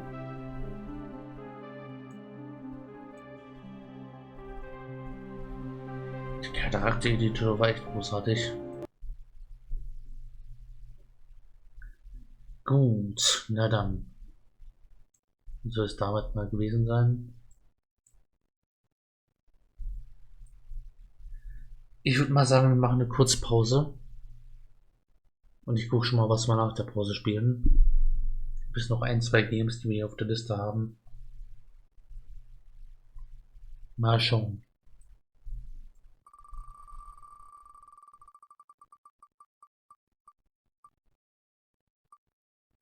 Mhm.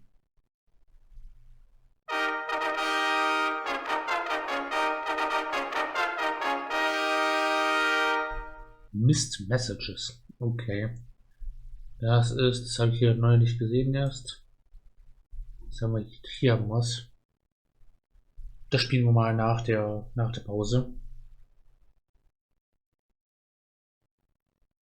Schauen wir da mal rein in dieses Spiel. So machen wir's. Kurze Viertelstunde Pause. Mal kurz durchlüften, Toiletten und Kaffeepause. Gleich geht's weiter. Bis gleich. Wie dumm sind wir eigentlich? Ich meine, man hätte am hochklettern können, sich da draufstellen und dann da hoch, aber... Nee, das wäre zu leicht. Ist zu einfach. Das macht man ja nicht.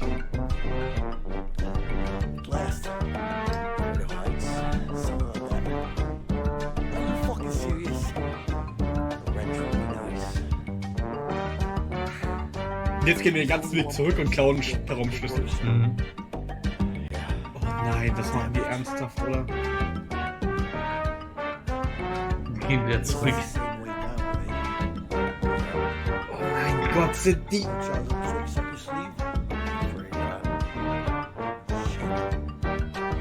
Und die beiden brechen aus. Ausgerechnet die beiden. Wollen wir nicht doch drin bleiben? Ich glaube, es wäre sinnvoller. Also, da lernen die vielleicht noch was. Jetzt den ganzen Weg nochmal zurück. Ja. Das ist überhaupt nicht auffällig oder so. Wie aus Entner bricht aus, um Entner bricht aus zu zitieren. Du kannst es natürlich versuchen, aber wenn es nicht klappt, dann sollst du vielleicht mal drüber nachdenken, ob es vielleicht die richtige Seite hier für dich ist. Ja, ganz ehrlich, ich glaube, der Plan 100 Liegestütze am Tag machen und dann einfach die Wand einreißen mit der Faust ist sinnvoller als das. Sich Anlauf und springen über die Mauer. An einer niedrigen Stelle. Wenn der Wind günstig steht? Hallo? Warum sagst du denn nichts? Sagen wir mal so. Ich will dir davon nicht abraten. Wenn es nicht klappt, solltest du es vielleicht als Signal werten. Vielleicht gehörst du dann gar nicht auf die andere Seite der Mauer.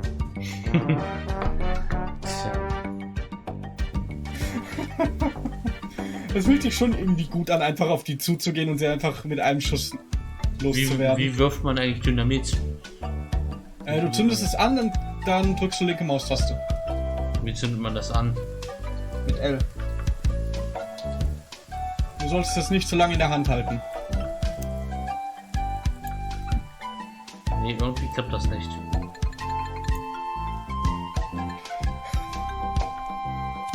Aha, okay. Und linke Maustaste.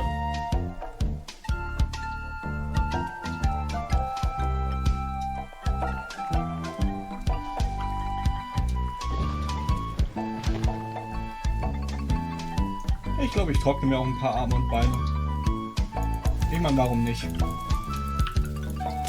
Oh nein.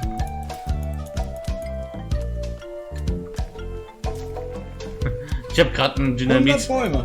Dynamitstange gerade nach oben in die Luft geworfen, deswegen habe ich auch Nein gesagt. Ja, das sollte man vielleicht nicht machen. Das habe ich auch schon getan.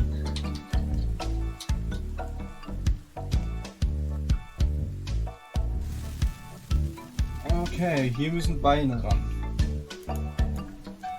Mal das Baumfällen mal ein bisschen leichter.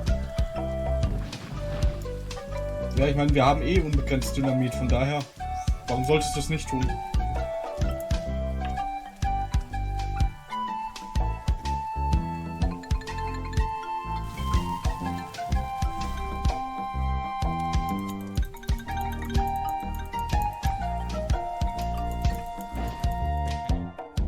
Die Nachthilfe?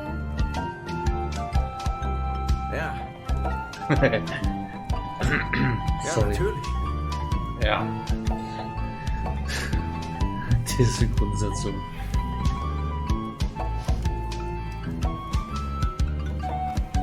Ein bisschen mehr feingefühlte Stimme. Ja. Gute Nacht, Alice. Schlaf gut. Synchronsprecher spricht das so, als würde sie dir was bedeuten. Ja.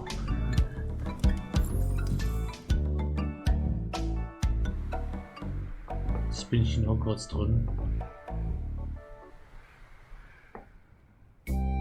Oh, das ist der Glitch. Jetzt habe ich es unbewusst gemacht. Die kann ich euch mal zeigen. Damit kann man etwas, was vom Spiel gar nicht vorgesehen ist.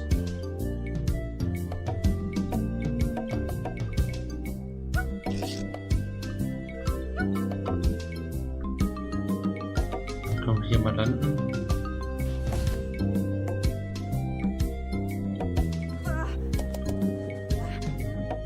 Schaut mal, wo wir sind.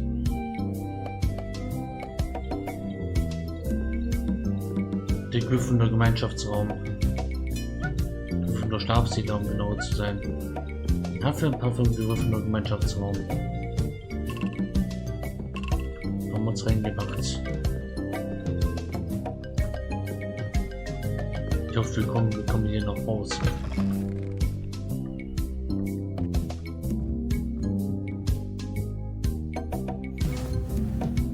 Gemeinschaftsraum von Gryffindor. Wir haben jetzt sogar Flohpulver gefunden. Können wir jederzeit hier hin oder was? Fast kopflose Nick. Das ist fantastisch. Schaut euch hier um. Den Gryffindor Gemeinschaftsraum. Wie jetzt Hufflepuff hier immer sein würde.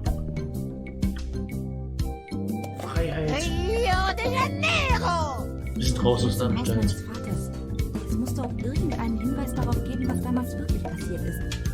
Irgendetwas, was meinen Vater entlastet und Dr. Marcells falsches Spiel aufnimmt. Auch gut. Dann muss ich nur noch wissen, wo genau das Haus ist. Und wie man dieses Ding hier fährt. Na toll. Hat niemand gefragt, ob der überhaupt Auto fahren kann. Wo bin ich? Was ist passiert? Es gab scheinbar eine Art Unfall. Harvey? Harvey? Geht es dir gut? Ich bin okay. Dir passiert nicht so schnell was, wenn deine Wirbelsäule aus Frotte ist. Aber wir haben ganz viele Sachen verloren. Nein. Am Fleisch hat Großbrecherin. Nein, der ist in seinem Inventar verloren, Ketchup und so weiter. Nein. Diesem Jungen gemacht. Philipp, ich habe gar nichts gemacht. Allen was. Er wollte mich nur beschützen. Er wollte... Mir reicht's jetzt wirklich mit deinen Ausreden. Schon Nein, über nein. 30 Jahre. Nee. Ist der. Halt still. Der scheiß Vater. Geh in dein Zimmer. Jetzt! Wirst du deinem Kind nicht wehtun?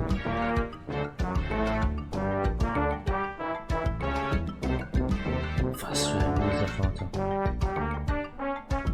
Wenn diese Drohung mit ist. Morgen früh sieht alles anders aus, glaub mir. Sowas kann ich nicht sehen.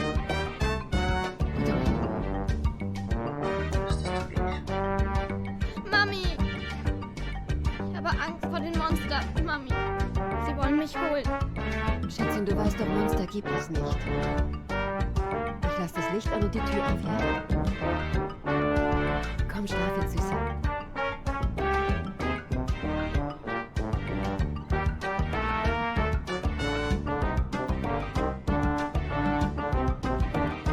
Stimmt, alles gut.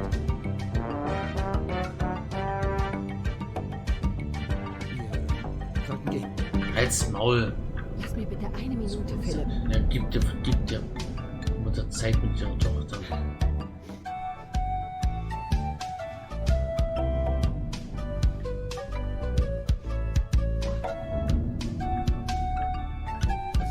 Los, komm. Halt's Maul, Arsch. Halt's Maul, Arschgesicht. Lass du es kommen, lass uns gehen. Oh ja. Ich darf.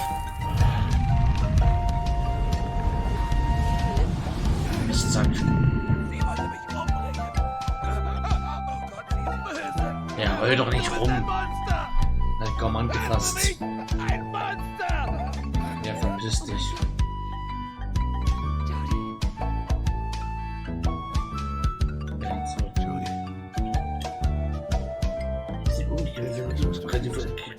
Monster. Ja, Das war die bisschen Entscheidung. bisschen das Monster.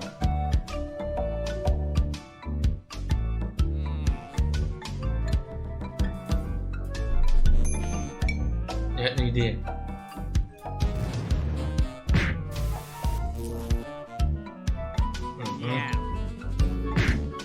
Idioten! Es sieht so aus, als ob ihr nicht ganz die Attraktion seid, für die ihr euch haltet. Ihr seid nur 3 absolute Dummköpfe in einem großen Pullover. Na, sehr toll.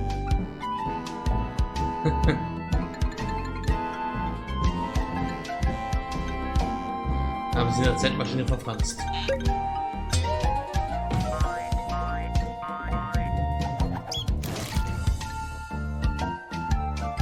Yep.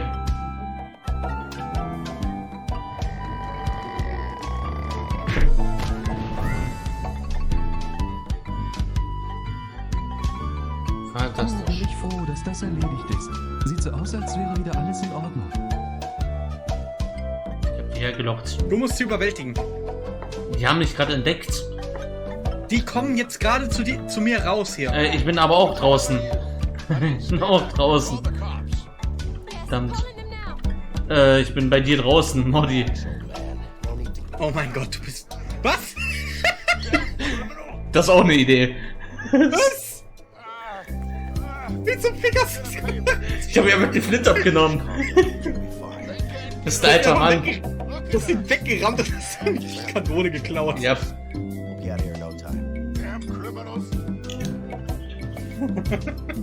Und jetzt holen wir uns die Pferde. Ja. Haben die noch ein paar Cowboy-Hüte? Das war ein alter Mann, natürlich habe ich dem die Flinte geklaut. Du hast ihn weggetackelt und dann von hinten. Ich habe eine Flinte. Das ist jetzt unser Haus. Okay, neue Klamotten. Oh, eine Nähmaschine. Ah, ein Plattenspieler.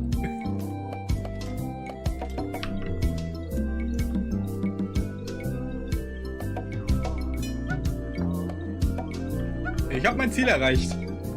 Aha. Die haben Cowboy-Hüte. Oh. Oh nein. Ich kritze das Bild. Wundervoll. Wo sind Cowboy-Hüte? Auf dem Bild. Oh, Klamotten, aber wir können uns umziehen. Das ist ein Schrank zum Umziehen. Ich setze. Ich ziehe mich um.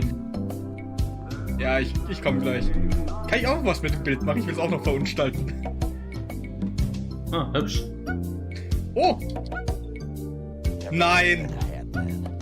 Ja! Ich habe eine Klamotten Oh angezogen. mein fucking Gott! Ich hatte recht. Wollte, zieh du mal deine Häftlingskleidung aus. Ja, ja, sofort. What has he done? Flaming Skull Detective. Trash my game. Funktioniert. Legend of Secrets.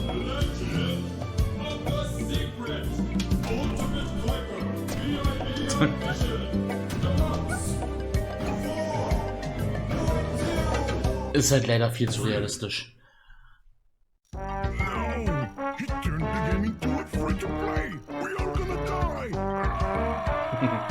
Free-to-play, nein, ist ein Free-to-play-Game. Das haben wir ein bisschen übertragen. Echt?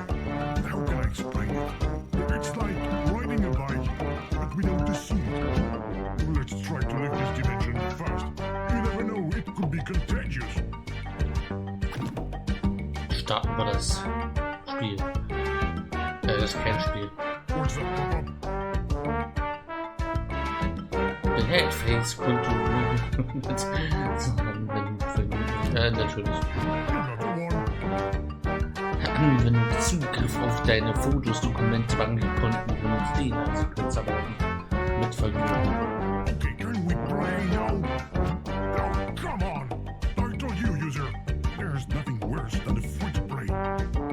Stimme den Geschäftsbedingungen zur Artikel-Einsetzung der Dienste. Der User bestätigt alle Regeln für die Nutzung der Spieldienste in diesen Geschäftsbedingungen zuzustimmen, insbesondere stimmt er zu, so viel sein Geld wie möglich für kostenpflichtige Spiele auszugeben, sein Erbe zu versteuern, um Abenteuer, bla bla bla bla bla bla bla bla bla bla. Ich habe den Vertrag akribisch genau gelesen und mit meinem Blut unterzeichnet.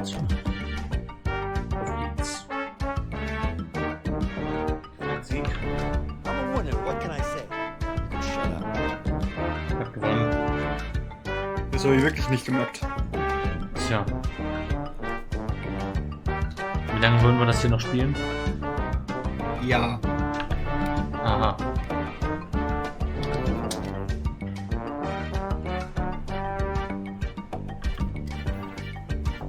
Also 22:30 Uhr kommt heute Show, die würde ich gern gucken. Bis dahin. Nee. Bis dahin haben wir Zeit. Das sind noch ein paar Stunden. Heute lange Nacht. Das sind noch ein paar Stunden. Machen wir ein hübsches Muster draus.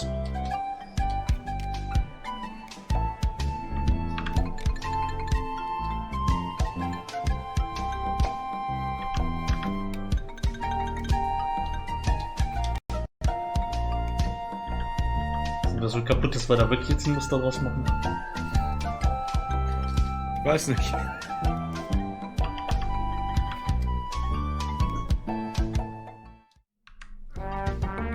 Wie dumm sind wir eigentlich? Ich meine, man hätte am hochklettern können, sich da draufstellen und dann da hoch, aber... Nee, das wäre zu leicht. Ist zu einfach. Das macht man ja nicht.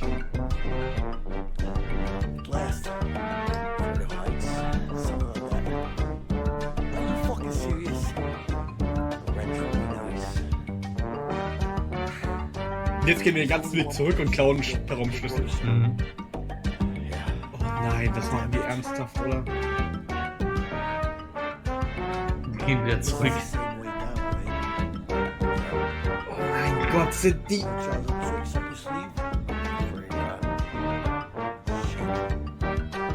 Und die beiden brechen aus. Ausgerechnet die beiden. Wollen wir nicht doch drin bleiben? Dann spielen wir mal noch ein bisschen weiter.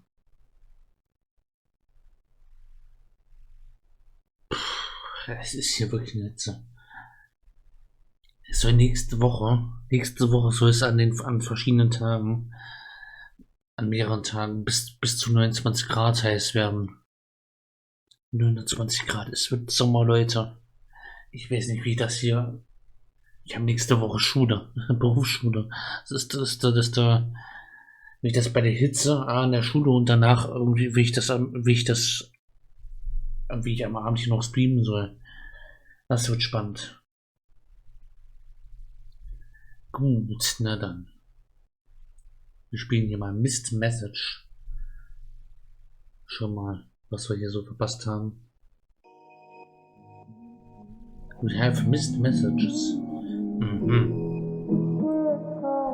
Wollen wir gleich mal gucken. Was für Missed Messages.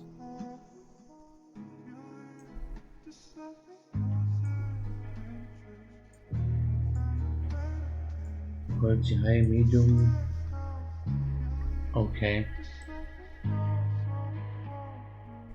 Na, wahrscheinlich wieder auf Englisch.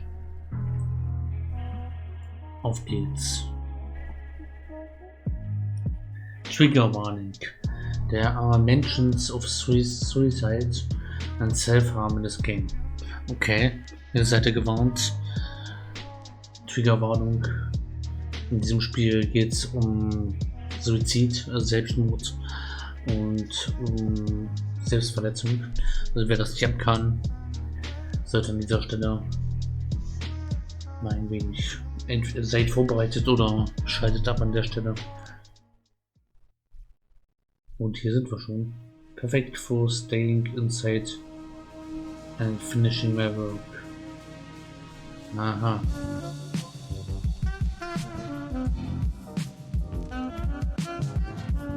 Ein perfekter Tag, um mich der Arbeit zu widmen. Flags. To let people know I'm gay and don't just like flannels. To announce I'm big gay. That feeling when you're really gay and can't hide it. Das Fenster. Tea. Tea is the best drink. Cheap, caffeinated and tasty. Ja. Kaffee ist besser. Plants and moves have proven health benefits. They raise the air humidity, reduce toxic elements, and can improve productivity and concentration. No, I am not making excuses for my plant collecting habits. Books. Love my books. There's How to Raise a Plant, Privacy for Dummies, and my favorite memes to movements. Inner door. My roommate's door.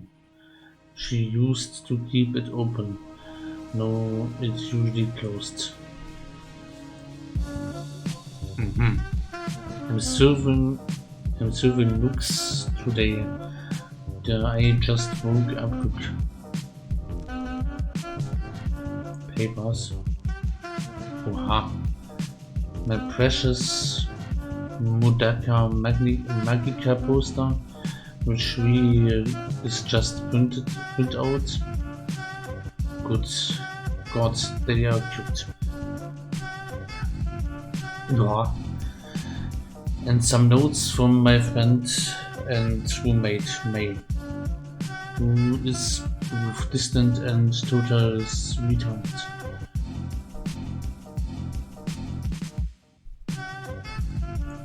Outer door to the outside world. Go back bathroom.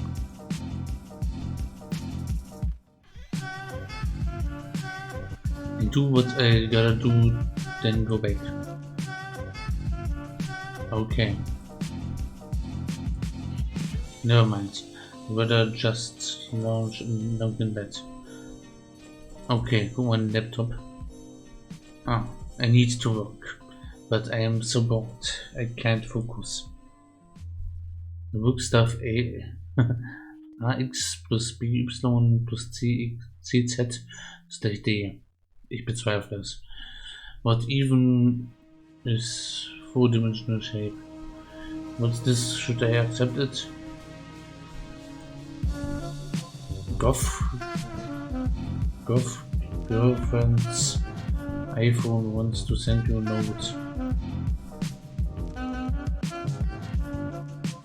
Oh, Hühnchen. So cute.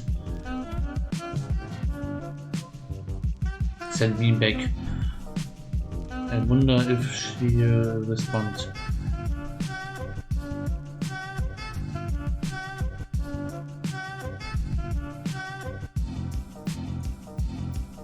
You're welcome. So, Pastel Princess MacBook Pro, what are you up to?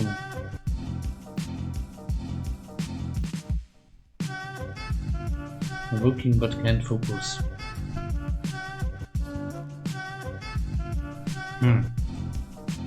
Food shop. Discord. Oh no, I feel that. I hope I'm not distracting you. I also can't focus.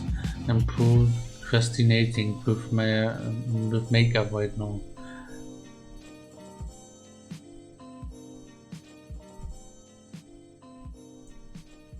Let's see the makeup.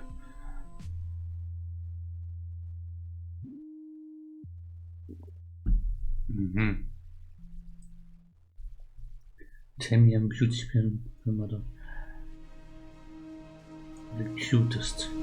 You are the most beautiful.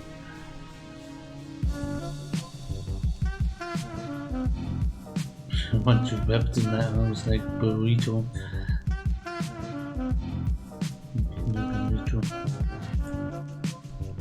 Oh nee, ein Schreckmeme.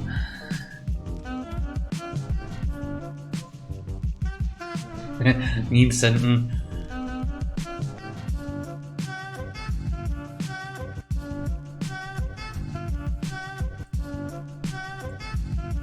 Work stuff. Guck mal, das mal hier verschieben, das schöne Bild.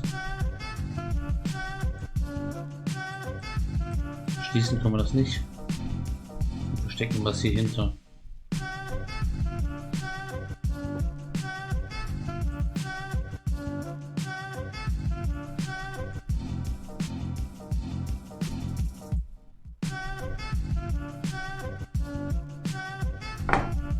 Photoshop öffnen und bearbeiten.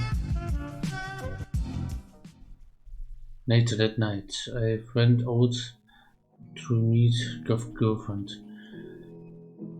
GF, keine Ahnung. Before I left, my roommate opened her door. You are leaving? When will you get back? Probably after 9. Oh. Why? No reason. Okay, bye then. Wait. Before the day ends, happy birthday. You remembered? No one else remembered. I didn't even remember. Of course I remembered.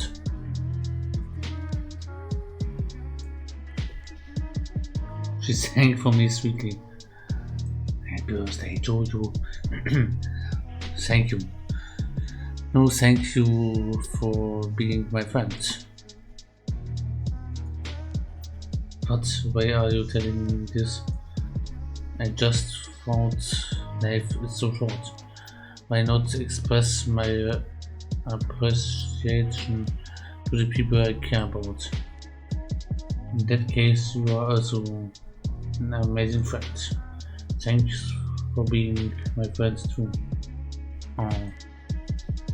I see you later. Goodbye. Ich habe nicht das Gefühl, dass wir gehen sollten. Nach der Triggerwarnung. I met up with GF. She told me her name, Amy.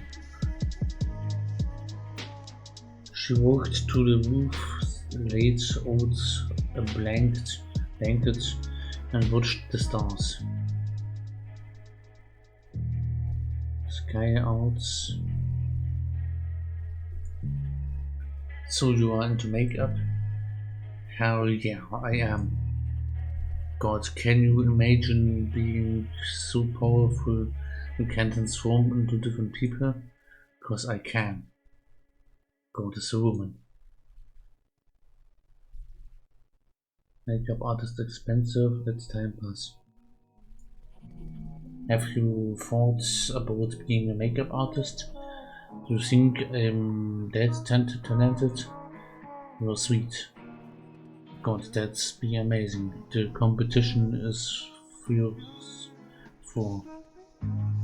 Just stick with it as a hobby. That's fair. If you ever need someone to practice looks on a volunteer tribute. You are beautiful canvas. I definitely take you up to that on that.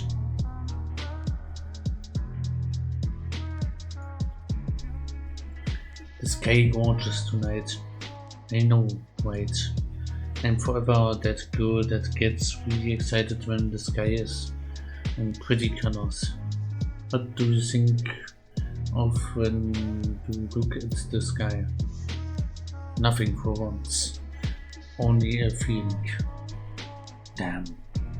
Nothing? No, when your mind is constantly noisy. I look at the sky and realize so much bigger than me. My problem mean nothing compared to it, and my mind cries. That's poetic. So many strangers. Did you airdrop besides me? Everyone showed up. Haha, maybe 5. You meet all of them? Nah, only you. I'm the only one. You were also the only one to send something back. Haha. Why did you reply? I don't know, bored. Wanted to meet people. Meet people? Yeah, I have a lot of friends, but I want more. Especially close ones. You don't have enough, right? No? Well, I used to have close friends, but we grew apart. I feel you. I always said when someone you shared close personal moments with grows distant. Yeah. I left a void in my heart. It's left a void in my heart, you know, and I tried to fill it by meeting new people, talking, dating, sleeping around. But no matter how many people I meet, I'm still lonely.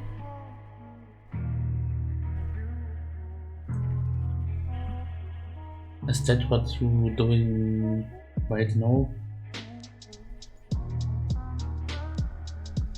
Trying to fill the void with me? Maybe. Yeah, close friends who you can trust anytime, anywhere are the best. But there's gonna be times where you have none. During those times I try to improve myself and learn to love the version of me that is now alone. Learning to love yourself is hard. Yeah. As the sky darkened, I grew addicted to Amy's smile. It's getting late, we should head back. Oh. You're cute, goodbye kiss. Oh. You're the cutest. No, you. I see you later. See you. Das fängt ja schon großartig an. I had turned my phone off to save battery. On my way back home, I checked my phone. May. You're a great friend, it's not your fault. When I came back home, I felt cold, nervous, but I didn't know why. Oh no.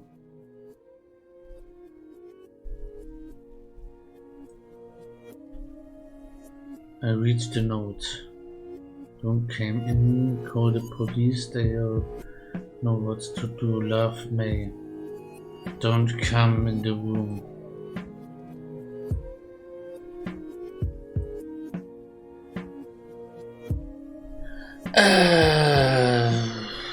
Das.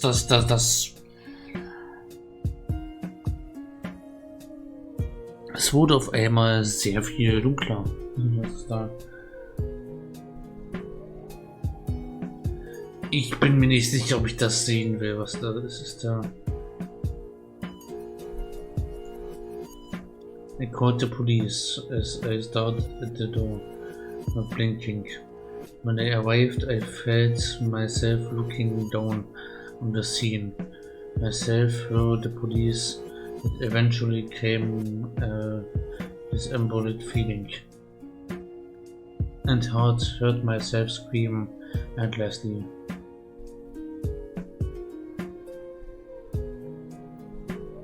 Oh fuck. Ich muss das nicht sehen, um zu wissen, was dahinter ist. Oh Gott.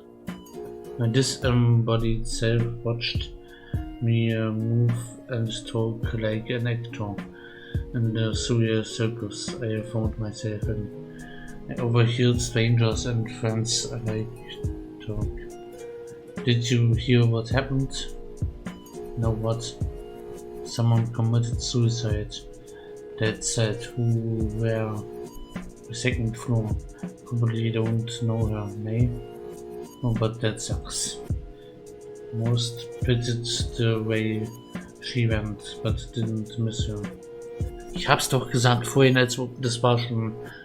Du bist ein guter Freund, schön dich zu haben. Das ist so eine Botschaft, bei der ich doch, ich wollte da bleiben. Also wenn jemand so spontan raus sagt, so jemand, wenn mir mit so einer Botschaft kommt, da frage ich doch zumindest mal, was ist los? Weshalb einfach, lass mich doch nicht mit einem, ich wollte es einfach nur sagen, speisen. Frag doch mal, geht's dir denn gut gerade? Wie kommst du denn? Lass uns mal reden. Das ist dann. Und da müssten doch alle Alarmglocken schrillen. Da wird das sowas da wunderschön spontan. Ach ja, ich wollte dir nur mal sagen, war ein schönes Leben. So ein bisschen,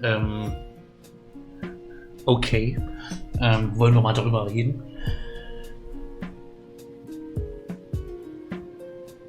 I couldn't forget her. When you people came into my life, I searched for her in them. I couldn't help it. I hoped she was still here. It was only during the funeral that the reality sunk in. At the funeral I heard her singing, no sad and slow. I sing when everyone else forgot, and her not being there anymore to remember. As I listened to her, my disembodied self crashed down to reality. The pain hit this time without the anesthesia from shock. This was real. Hätten wir irgendwas machen können? Hätten wir da irgendwie... Der erste Warnhinweis war ja schon, dass die Tür geschlossen ist. Normalerweise ist die offen. Wie gesagt, das muss man lieber einfach mal, soll ich nachsehen, konnten wir eigentlich nicht. Weil versucht, hätten wir hier schreiben müssen oder so. Oh. She was dead and we were putting her on the ground. The end. Missed. No one saw it coming. Could I have the message I missed? You have missed message, genau, das ist das Ding wahrscheinlich. Können wir das normal machen? A heavy blizzard stretched on for miles. In the distance I saw a figure. May? It's not safe here. May, is that you? Come back. She just smiled, looking content. I've missed the dangerous fire.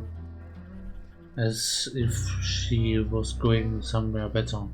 As if she hadn't heard my voice. Lost in the blizzard. Don't go, please, don't go. Alone.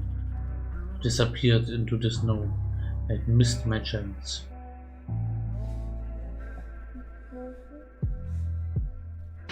Okay, können wir das normal spielen? I wake up in a cold sweat, fearful but not sure why. What was that about? Never mind that, I should start working. My roommate's door, she used to keep it open, now it's usually closed. Remember that dream I had. Ist eine Nachricht.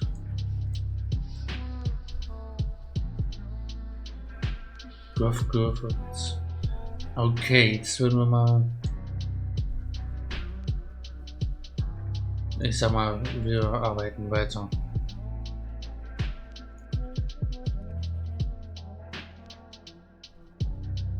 Take a break.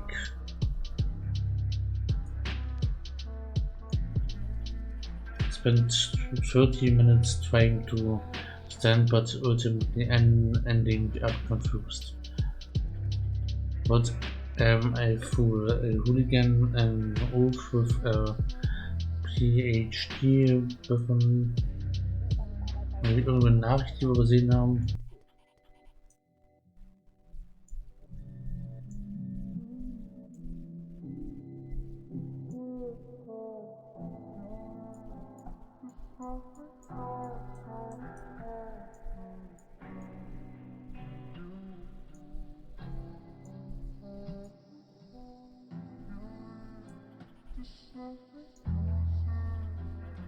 Getting closer, I hear voices. Listen. Although my Chinese was bad, I could still detect an angry Chinese mother when I heard one. Was auch immer. Too lazy, why don't you? Mother was fast lecturing Chinese, sometimes paused for a maze, soft murmur of affirmation, then continued. I felt like I was listening to something I shouldn't have, so I distanced myself from the door.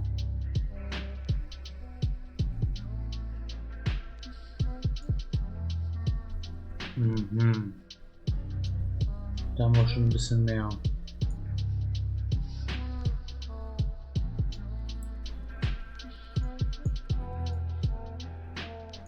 So, wir arbeiten weiter.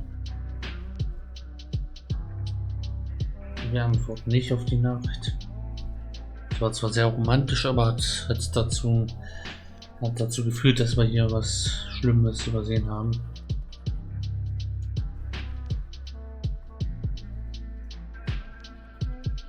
Love my roommate. Klopfer. I hesitate, then knocked. For some reason I feared what I might find.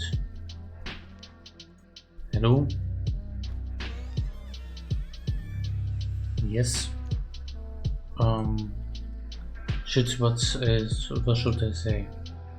Looking for sock, hang out, you okay? Just wanted to make sure you're okay. I heard noise from your room earlier. Oh, thank you, I'm fine. Well, I'm kind of sad, but don't worry about me. Don't worry about me? Aber sowas von. Want to hang out with me, in case you don't want to be alone? I'd like that, but I have to work to do. Take a break. You always have to work to do. You should take a break. Besides, we haven't hung out for a long time. I miss you. Oh, I could use a break, to be honest. And I miss you too. Okay, hold on a second. She went back into her room to get something. When she came back, we laid on my bed, looking out a straight setting sun.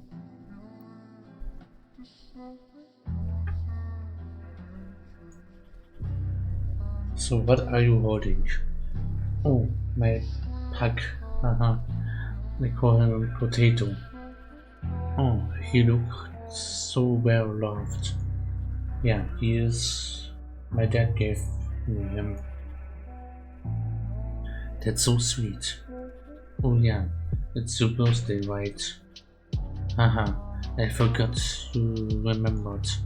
Of course I did. She sang me happy birthday.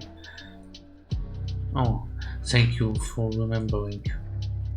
As the years flew by, my birthday became like any other day. No one else had remembered it, either, but she had. So, how have you been? Fine, just tired. Big mood. How so? I don't know, like a bone deep tiredness. Day after day.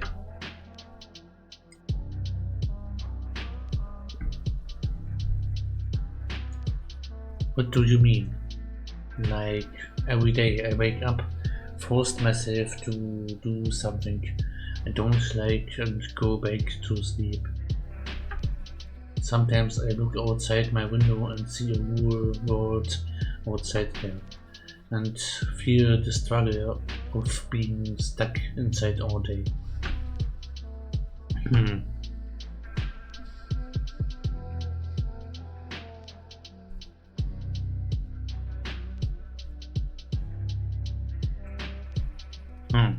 I think I can understand that. Can? I mean, I feel like that's when I absolutely must do something I don't like math. Yeah, you are definitely not alone. I feel like lots of people do things because they are supposed to, not because it makes them happy. I think it's more than doing things that make you happy. So I need purpose. I want to feel like life has direction.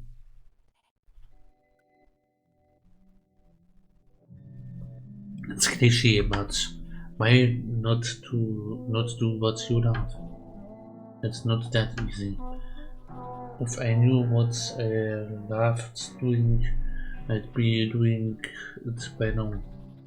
But I don't know what I want to do.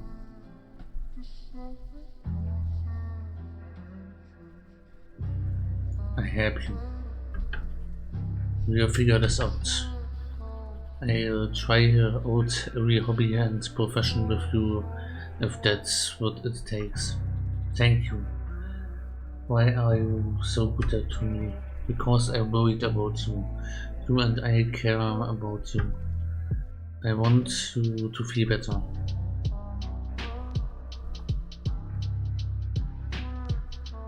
Is there outside dream?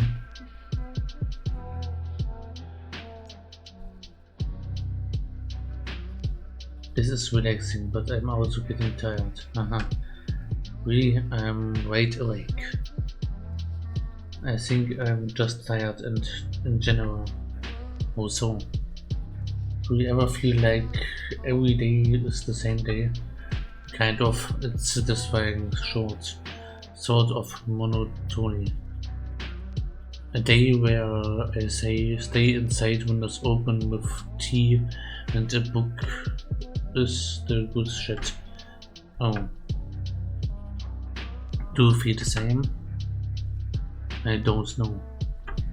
I feel like I wake up to things I don't enjoy, go to sleep, then do it all over again. Dann musst du mal was anderes machen. Dann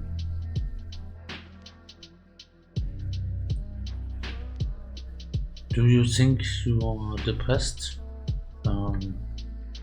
Maybe. I took antidepressants a long time ago, but felt like they didn't work. That sucks. Maybe it's the type of antidepressants. Maybe you need to try a different one.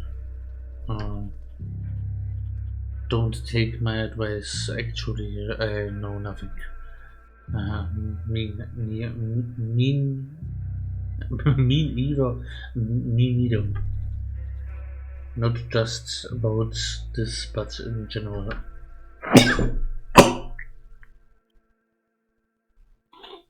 Verzeihung. Genossen. I feel you. Has it gotten better? The tiredness. Not really. By now, I kinda just want to die.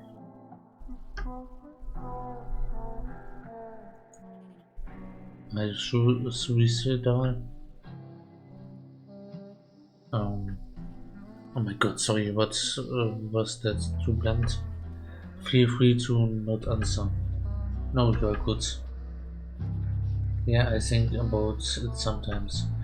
I feel like we all do through. Nein.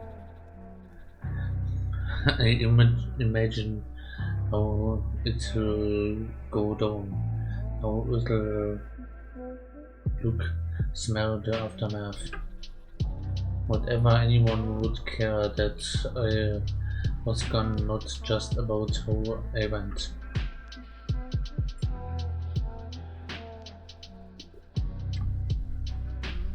I understand, ist so ein bisschen das, ja, das ist das Falsche.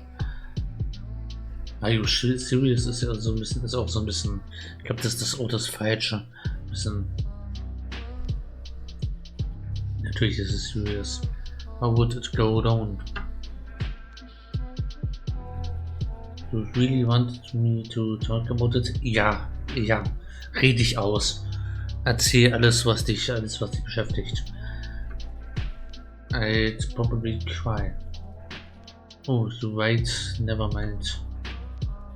I know you were awkward around crying people. Hey. Me too, don't worry, haha. Yeah, it sucks. Gun policy makes it hard to get a gun around here. If I owned a gun, I'd probably be dead a long time ago. I'm scared of other methods. I might survive, and if I do, the pity people would feel the brain damage that I'd have. It's scary.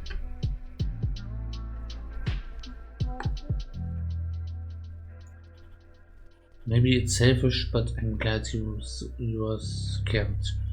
I don't want you to go. You mean a lot to me. Thanks.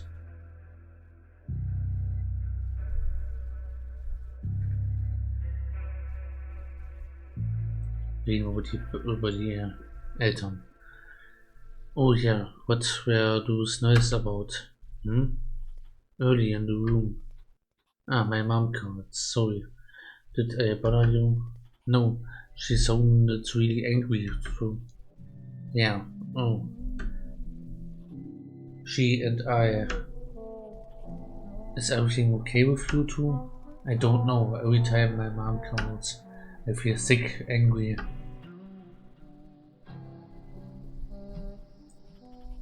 Do you want to talk about it? Talk about what? Why is she makes you feel that way? You sound like a therapist. How are you feeling? Why are you feeling that way? I just want to help you. Yeah, I know. I was always the golden child. When I was young, I was good at everything, so my parents never pushed me to work hard at anything. As I grew up, I started lagging behind because I didn't put in effort. The only thing I would put effort into was writing. They yelled at me when they called me writing writers weren't engineers or doctors. Writing would never make money. No, my life is slowly falling apart. Instead of listening to me and helping me, my parents are yelling at me for wasting time playing games. Wow, thank you for telling me this. That's fact. Thanks for listening. Jederzeit.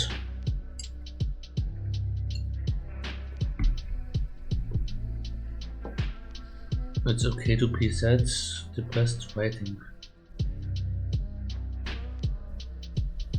No writing. What did you write about? Before your parents made you stop? Oh my god, it's embarrassing. You can tell me. Okay, you won't laugh. I promise. Harry Potter Fanfiction. Da gibt's nichts da zu lachen. Ich meine, das ist doch nicht da. Ist wirklich da say to one laugh. Sorry, I'm just surprised. Don't be ashamed. That's awesome. I love Harry Potter. If you say so, I do say so.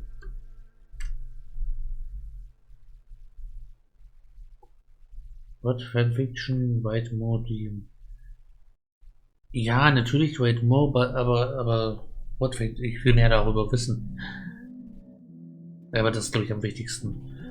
Why not do more of that then? Everyone likes writing for anything creative. Art, music, writing doesn't count. That's not true. There's plenty of successful writers out there. But I'm not them. Woher weißt du das? Hast es nie ausprobiert. I'd never be able to make a living out of it. Woher weißt du das? And my parents would get so angry. Poor but happy. Would you rather live the way you were currently living or live poor but happy? Besides, who says you are not good enough to make it profitable? I don't know.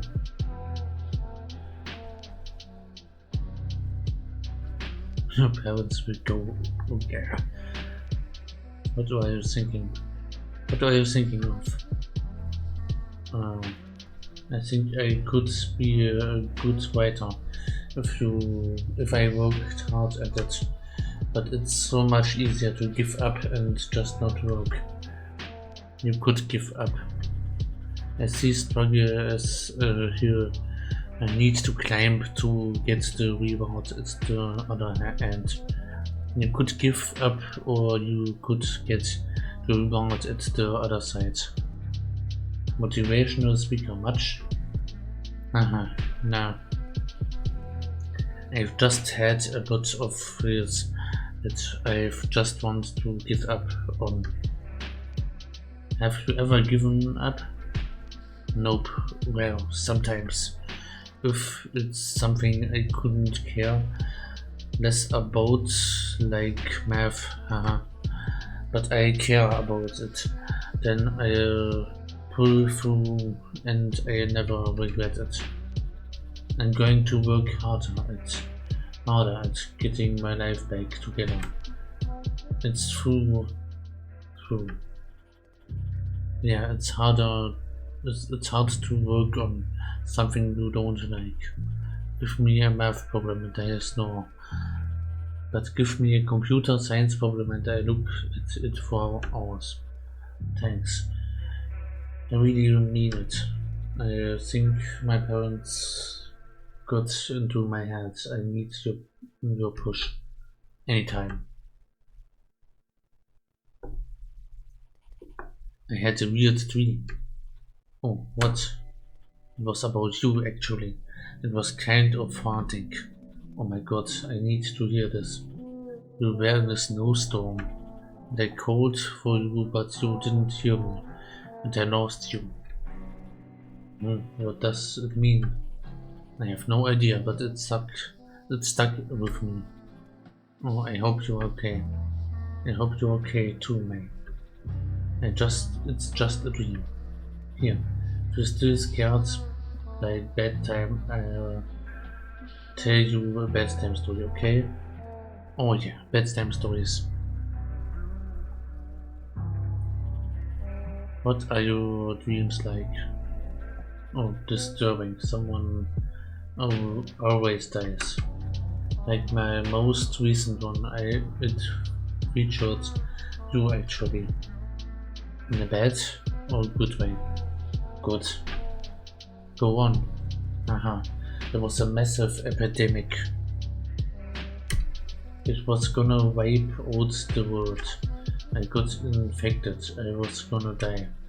Then you discovered the cure, and I was saved. Wow, that's scary. I always knew I was gonna save the world. Yeah, I dreamed you really saved me. We talked about everything and nothing. from TV shows and memes to our worst fears and biggest desires. Before we knew it, evening dawned. I gotta go. I have work. Yeah, good luck. I'm always down to hang again. Hey, thank you for listening to me. It really means a lot. Although I also had work, didn't regret joining with me one bit. Oh, time flies by fast. I kind of need to use the bathroom. Must be all that tea.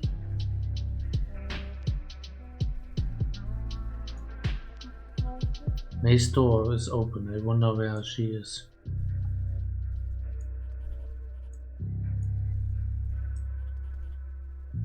Door to outside bathroom.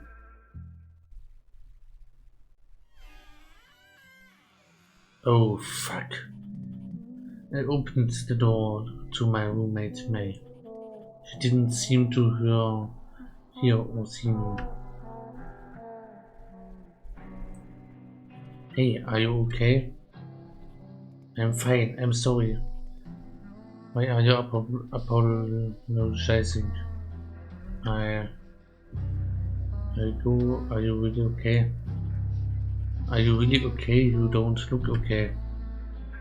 I need to go. Umarmung. Wait, don't go. Can I hug you? She nodded silently. I hugged her.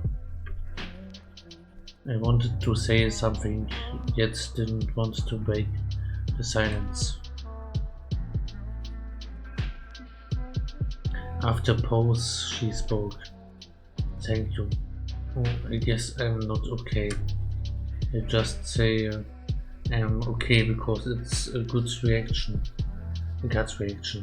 I don't really feel okay, but I don't want to bother anyone, especially you. You are so kind.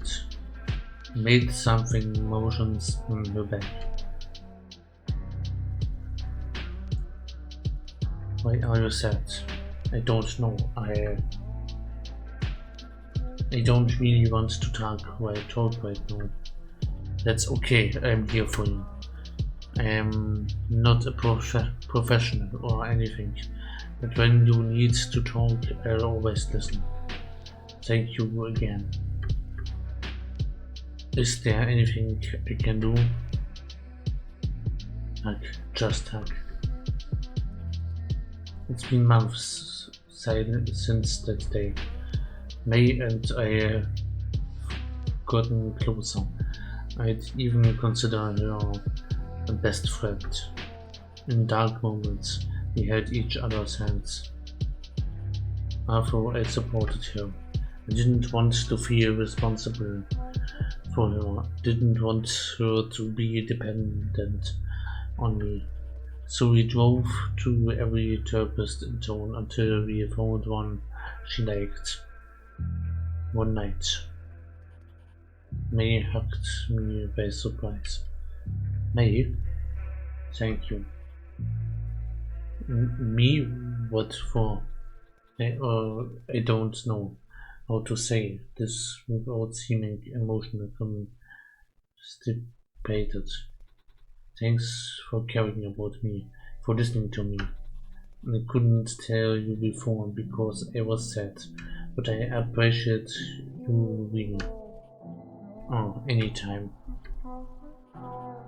Thank you, too, for being my friend. You teach me to be more kind. Oh my god, no you. You are... No you, oh, without reverse. Later that night, she gave me a note, both hunting and touching. It read, I was buried in the blizzard. The snow felt powerful and unpredictable, never ending. I weakly cried for help and no one came. My voice lost in snow, but you saw my message.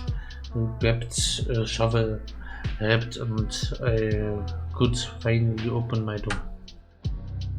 The end, hope. There's something to look forward to after all. Thank you for playing. Angela, he inspired by real life, even and Juni. ITO. Das war das Ending, was ich sehen wollte. Story inspired by real life, even Juni. Tools for Shop Unity oder City. Aha. Das war mal ein bewegendes Spiel. Schweres Thema, sehr schweres Thema.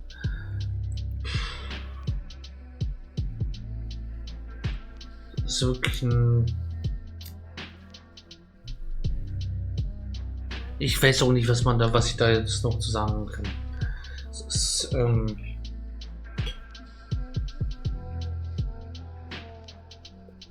Leute, sucht euch wen zum Reden, wenn es so schlecht geht, dass da. Und wenn ihr jetzt jemand anders seht, dass es ihm schlecht geht, nicht im ersten Durchlauf, haut einfach ab, sondern seid aufmerksam und geht auf die Person zu und fragt sie, was los ist. Das ist einfach mal schreiben oder fragen, einfach mal direkt und sagen, was willst du reden? Das in den meisten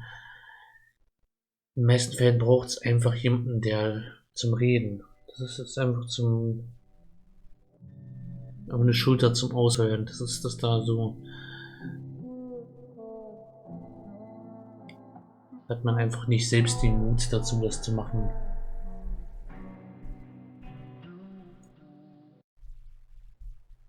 Wow, wirklich.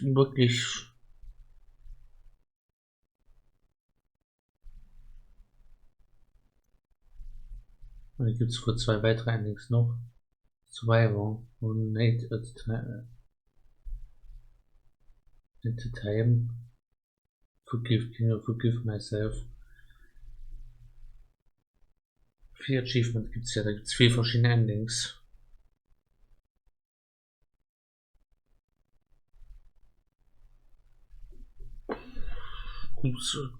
Gutes Spiel. Das ist mit einer wichtigen Message.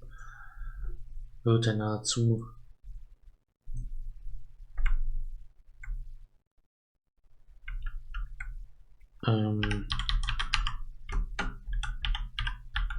Da will ich euch natürlich noch was zeigen. Hier gibt es auch etwas, was ich das ganz wichtig ist hier. Das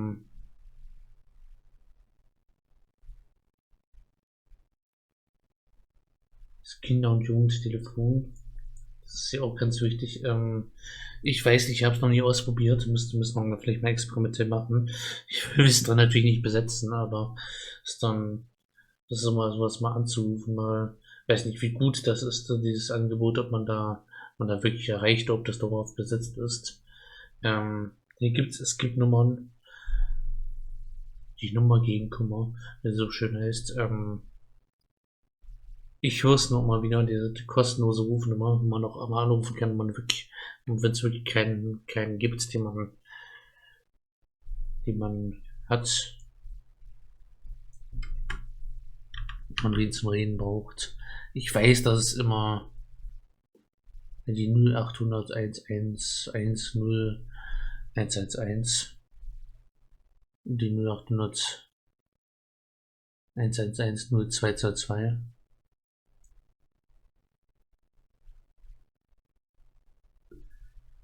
Für Erwachsene hier diese Nummer. Wichtig gerade, dass da natürlich keinen gibt. Es gibt mehrere Nummern, kann man schnell finden mit einer einfachen Google-Abfrage. Das ist da wirklich, gerade bei so einem Thema muss es nochmal erwähnt werden. schweres Thema, was jetzt hier durch dieses Spiel aufgekommen ist. Aber ja, das Wichtigste ist manchmal reden. Und ja, ich weiß, das Telefonieren ist manchmal schwierig, denn gerade so auch wildfremde Leute anrufen, das dann denen sagen, ist ein bisschen, aber ist eine Option. Am besten natürlich macht es mit Leuten, die ihr kennt, geht zu Leuten, zu einem Freund, zu einem Eltern sind nicht immer der, wie es auch hier im Spiel zu sehen war, Eltern sind nicht immer der Ansprechpartner. Sucht euch einen Freund. Ach, nee, jetzt falsch, aber geht irgendwo, wenn irgendwer man kennt, einen Klassenkameraden oder irgendwie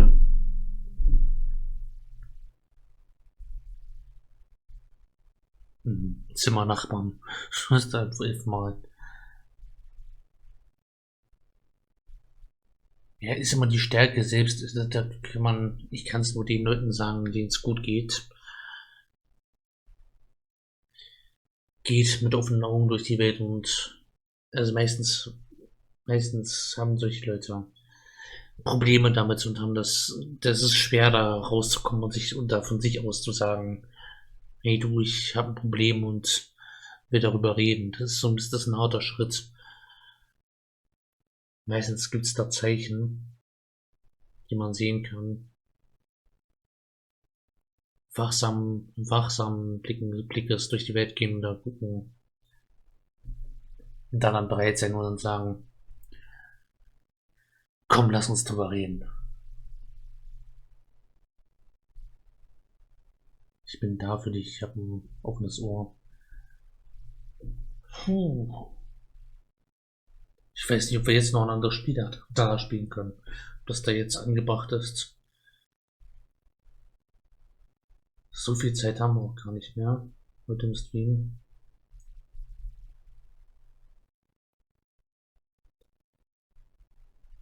Gibt es jetzt hier von denen noch ein Spiel, was wir spielen können, ohne jetzt da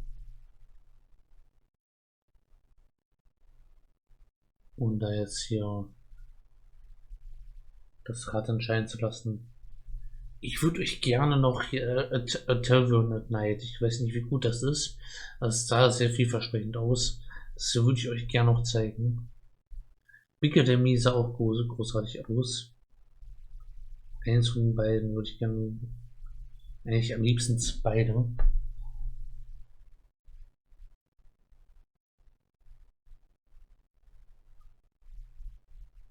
Wo ist denn das hier? Bigger than me, das sah auch noch großartig aus. In Deutsch nicht unterstützt. Ja. Das andere wahrscheinlich auch nicht.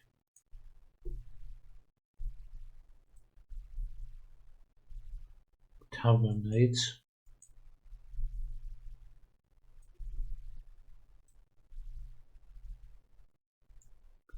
Das würde ich mir eins von denen.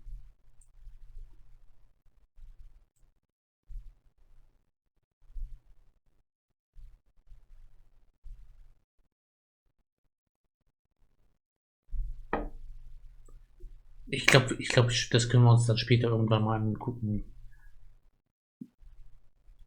Ich will mir jetzt mal mit euch nochmal hier das Tavern Night.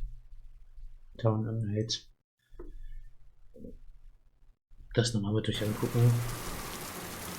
Das sah schon so vielversprechend aus.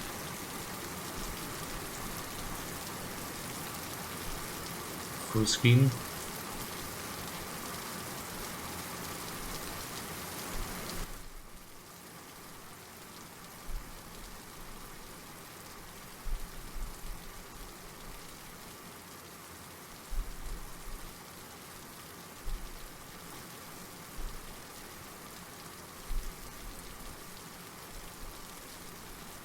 So.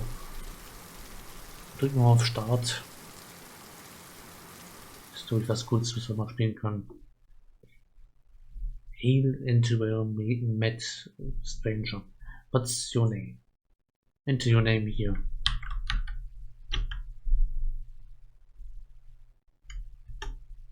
Please choose your pronouns. Großartig. She, her, he, him, they, them.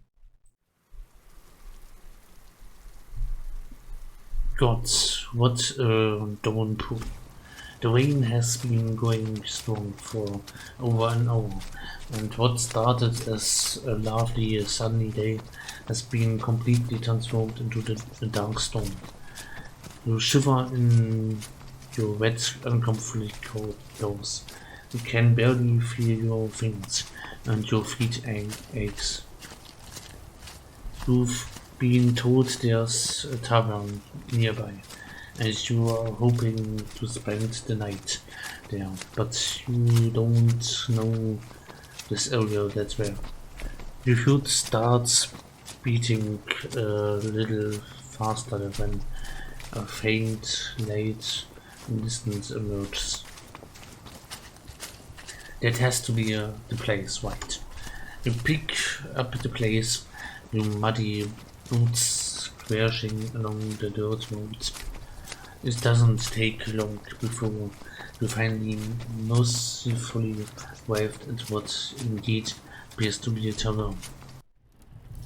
Relief floods through you when you push open the doors, and the warmth of the roaring fire touches your ice-cold skin. You are surprised by how full the place is this late at night, but then again, there probably aren't many other stops by the roads that offer protection from the weather. You tramp the mud off your boots best you can and walk over the tavern keep. Welcome. What can I get you, Lars? Okay, was sollen wir bestellen? Ale, Bier, Wein, warm Milk, Butter. Erstmal eine warme Milch. Nothing like a comforting cup warm milk to end the day. We should have some in the bag. Find it for you. Thank you. The barkeeper scuffles off to get you your drink. As he does, you turn to face off the rest of the tavern. The eyes that momentarily turned to you at the arrival of a new guest go back to their drinks. And the slight lull the conversation picks up once more. You scan the room. It's packed. Your shoulders droop a little at the thought of having to spend the evening in a cold corner far away from the fire. But when you take a closer look, the place half is strangely empty of company, except for one man that is occupying one table by himself. A large man wearing a big shoulder pad sits turned away from the rest of the tavern. You consider for a moment to follow the example of the rest of the people who present a dangerous mock. A bounty hunter, a thief, but your cloak is dripping a pool at your feet. It's not like he'll kill you, right? You make your way over to the table. The man's eyes only briefly flicker over to you when you scrap back the chair, but he doesn't say anything. Conversations halts once more as tension creeps into the tavern space. You can feel ice pouring into your bag, but you ignore them in the hopes of appearing casual. When the man in front of you doesn't so much as twitch as you sit down, people go back to their hushed conversations. Relieved, you unbutton your cloak and drape it over the back of the chair, then get to work on taking off two damned boots. Wiggle your toes experimental goods. All still function and in order. The barkeeper shuffles through the crowd with your drink, and you push the sopping wet hair out of your eyes to thank him. Yeah, go less, drink up now. You want something to eat? Anything else? Yes, please. Hot meal of whatever's on the menu would be wonderful. And if there's room for staying the night, I have coin at the ready. The tavern keeps full spoon. Me I can do, but a room's gonna be difficult. You see how swamped the place is. The guest goes to the west of the room. It's okay. If there's no space, I can spend the night in a chair here. You cook a smile. Anything's better than the storm out there. No, that's for sure. Get your food. And with that, he's shown your face to the north, relishing in its heart. You wish you could take off more of your wet clothes, but you will have to wait until you have a little more privacy to do so. You change your chance peek at the stranger. He's not looking at you. You take the opportunity to take in his appearance, gruff-feathered and well-traveled, a hard-looking man. The ridges of the scar across his lip and cheek throw of shadows over his face under firelight. Did you need anything? Dread. Cause you quickly look away. Must have eyes on the back of your head. Just looking, just appreciate. No, nothing, sorry.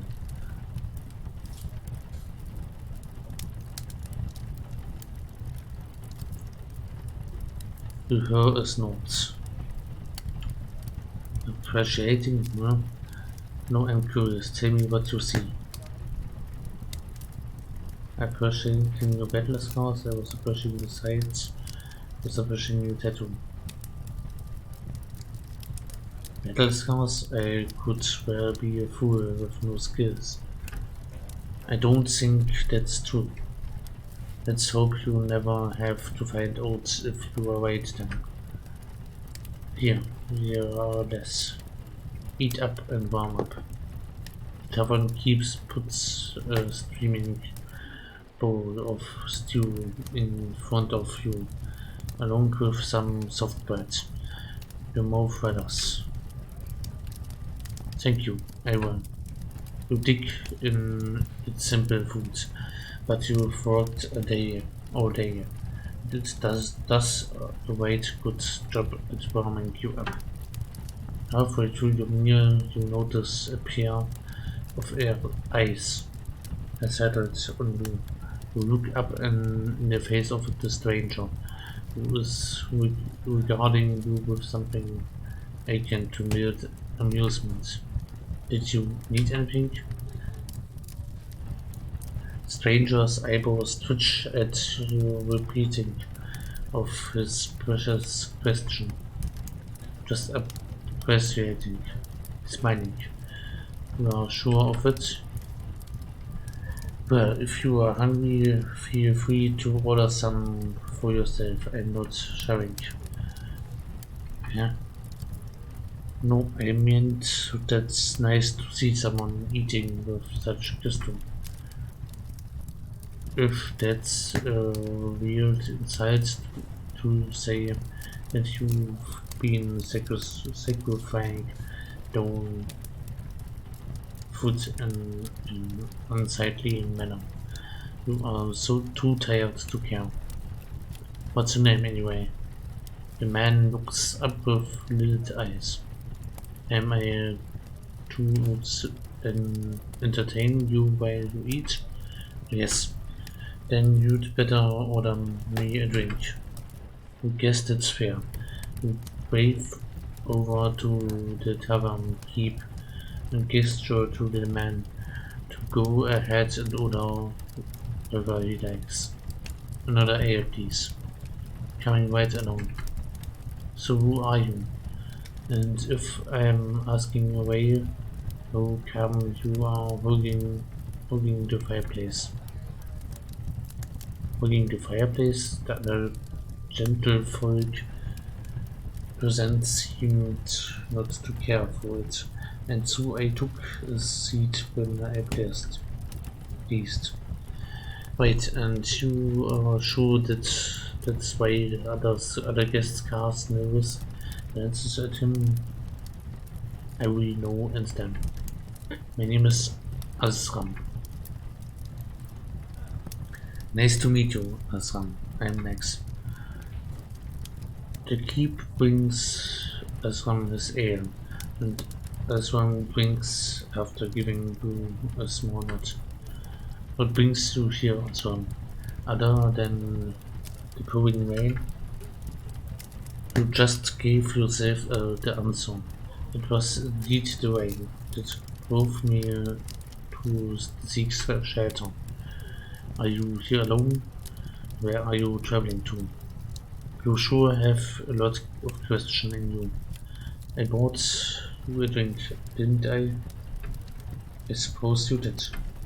I travel alone, and therefore it's business of my own. Me now finished, and stomach satisfied, you push your bowl to the side and strike your chair closer to the fire.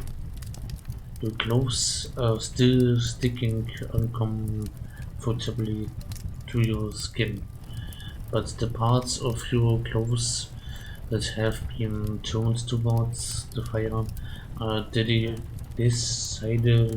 decidedly less soaked through.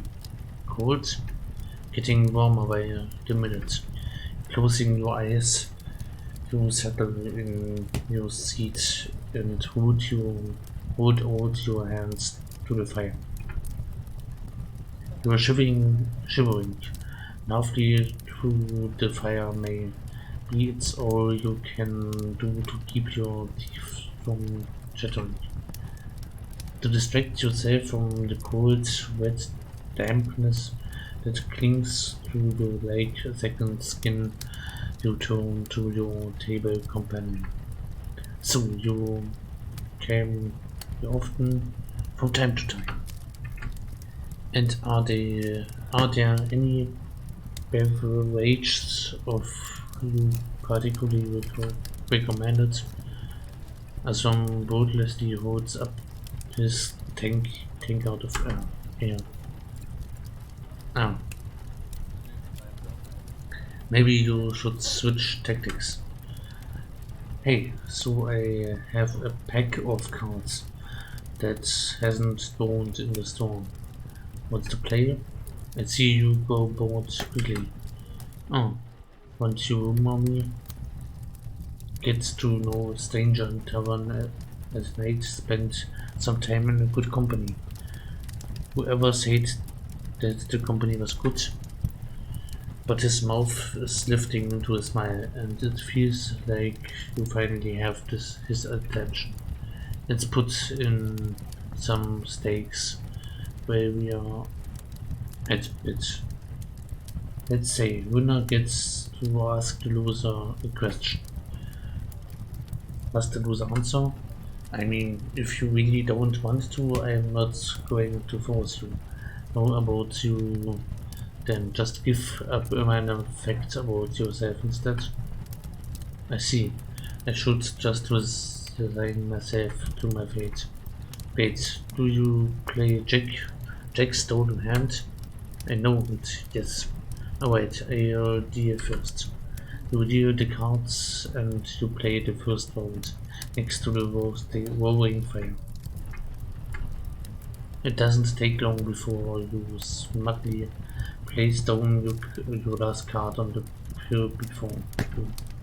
Looks like I'm doing. I haven't played in a while. Huh. Then you better pick it up fast, as you'll be losing to me all night long.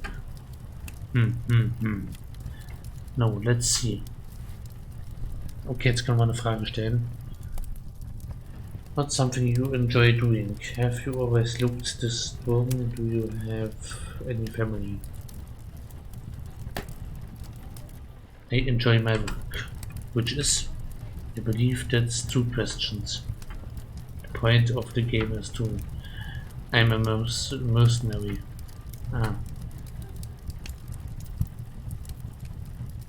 You're good in fighting, you must get hurt a lot, must earn a lot of crime. I should like to think so. While fighting, it suits me. Past tense, you are a perspective-like thing, aren't you? Assume doesn't elaborate any further than that. Idea the next one. Asram deals the cards and who it's unsure who will win for while Asram notes victory this time. Good to see the deck isn't strictly rigged. Good lucky it was rooted. Do you always bother folk late at night for games and conversation? That's the question? Well, geez, I approached your base because you looked interesting, you'd be awkward otherwise. There was simply no room elsewhere. You looked interesting. Interesting? No. No hands? No. Not intimidating, your mysterious. Ja, ich meine, für einen Ork, Fragezeichen, sieht ja ganz, sieht nicht schlecht aus.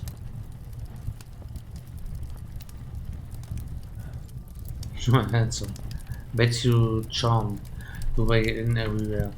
Are some jokes on his handsome? I mean, have you seen yourself? My turn to deal now. As some looks a little flustered. Oh wait, let's play another round. Shuffle the deck. Aswan was right. He's played before and he's picking it up again quickly. Emerged as the winner by a hair. I got you. There, didn't I? You did indeed, you little pest. If you hadn't drawn.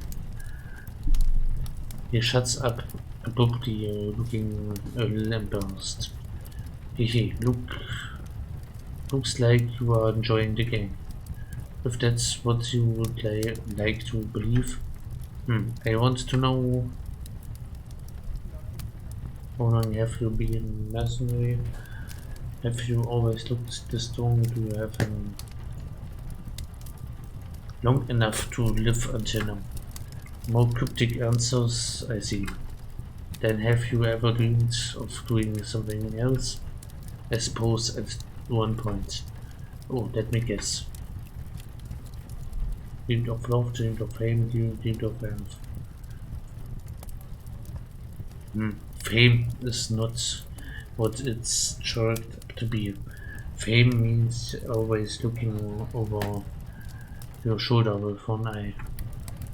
I guess that's true for your profession, but something like a folk hero, wouldn't that be nice? I'm content with what I have. So humble. Another round of jacks, stone in hand begins. You are unlucky and draw a bad card. With the bad card until the game ends with a song is clear now. Nicely played. What's your question? No, I almost wish I had one. I am not sure what to ask you. Suppose an easy one is where you traveling to. There's nothing out here for many wives. True, but it's also one of the few roads between gems more keep. I'm heading east after this through. You're welcome to join me if you want. Aren't you forward? We see. Oh, that sounds promising. You're gonna be my bodyguard? Hells no. At first sign you were slowing me down. I'd leave you so yes behind. You deal the cards once more as I'm hopelessly gotten more into the game and it bent on winning again. It feels all the sweeter to take victory from him with careful selected array of the cards. They aren't really rigged, are they? Nah, you just make for a terrible gambler. Gives you a flat look. Okay, so as for my question.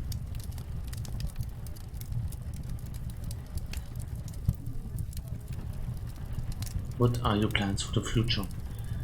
You mean where do my travels will take me? I see you don't give up easily. You don't have to tell me where you're going. I meant it more in general. It's a difficult question to answer. My work prevents me from planning for the long term. But you've made it until here, didn't you? I'd say you have a lot of life ahead of you still. You're kind. Suppose let it depend on what crosses my path. I'm sure that answers it very satisfactory.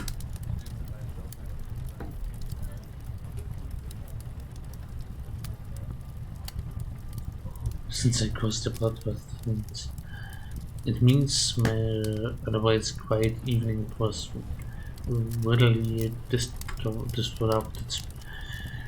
Don't act like you are not enjoying talking to me.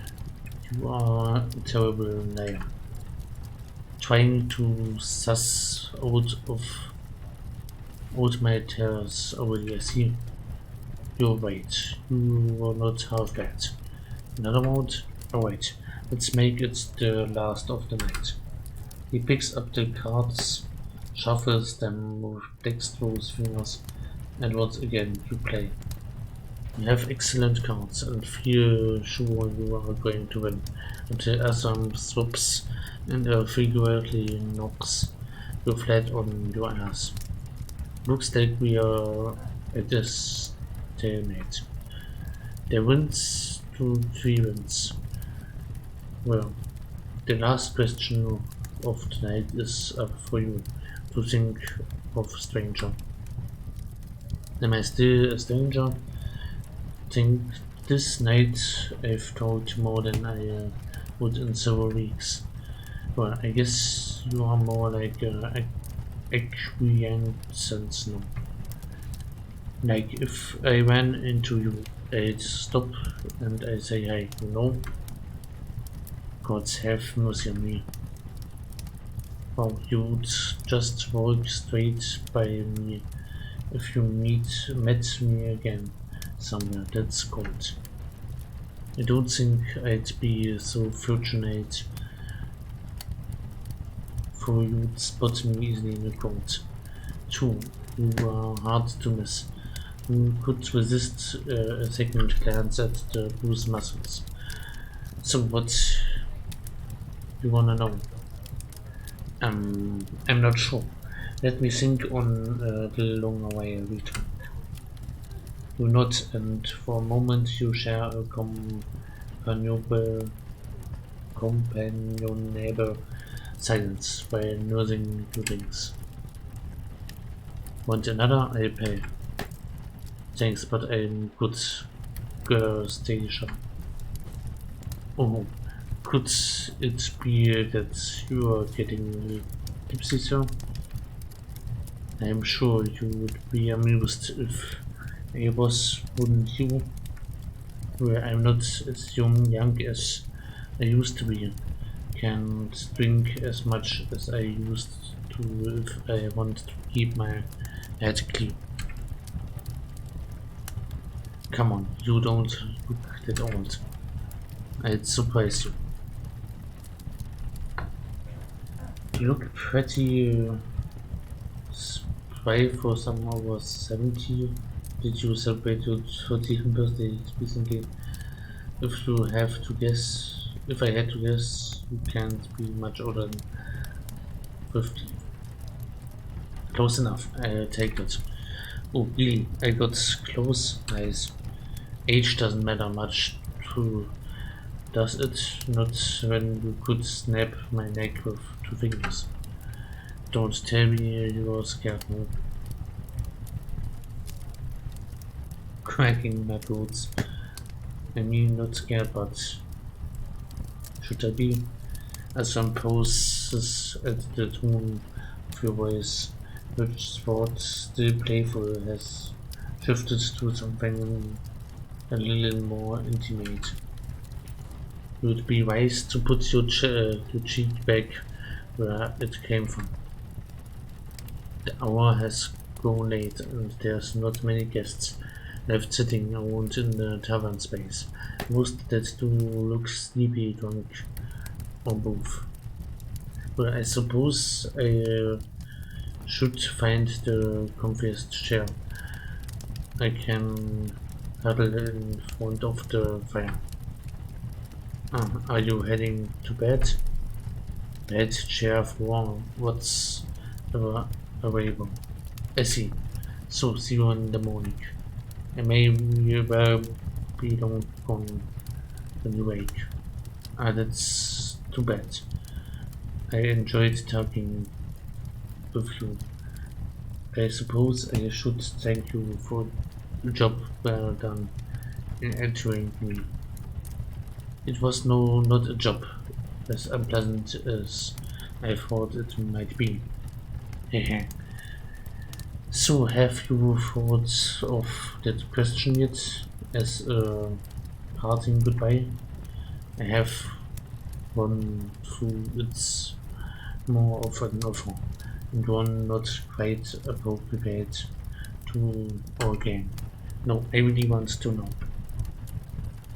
Well, since you don't have a bed for the night, and I happen to have one all to myself, I suppose I could share. Thank you kindly, but I'm okay. I happily accept such generosity. Im Bett teilen, das gerade das kennengelernt, das ist da.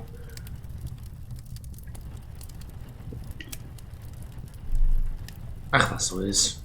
Besser als auf dem Boden schlafen. But just to make it clear. I'm interested in doing more than just sleep up there. I don't want to do anything more than sleep yet. I have no interest in anything more than sleep.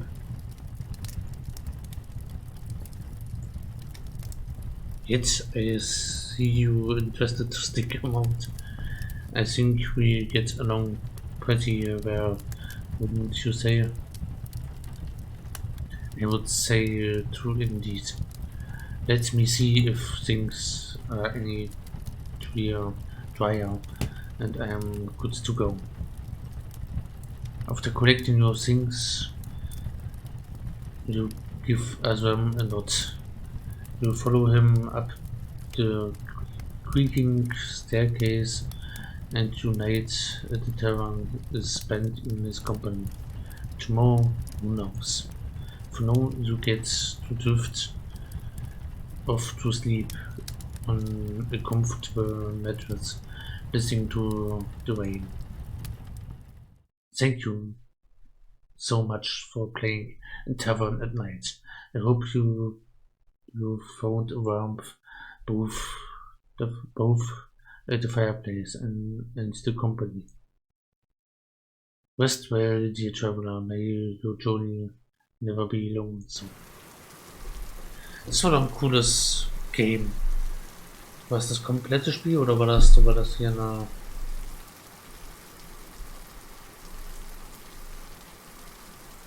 Oder war es eine Demo? Das war, glaube ich, das ganze Spiel.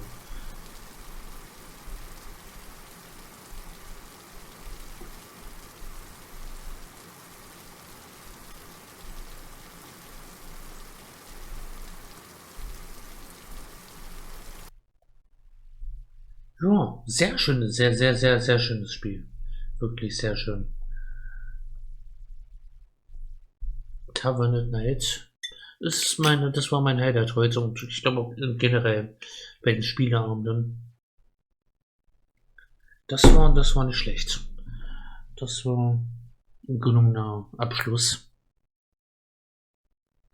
Gut, na dann. Haben wir Tavern at Night abgeschlossen. Dann bleiben nur noch diese Space for the Unbound haben wir schon mal, ist eine Weile her. Könnte man nochmal spielen, hätte man nochmal. Ja, das Sky Arc, das ist so ein trashiges Game, das ist nur.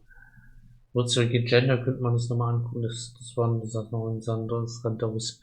Schon Personal ist, glaube ich, auch so ein bisschen. Hatten wir heute schon eins von der Sorte. Bigger Than Me wäre noch interessant. One Night Hoods. Das war.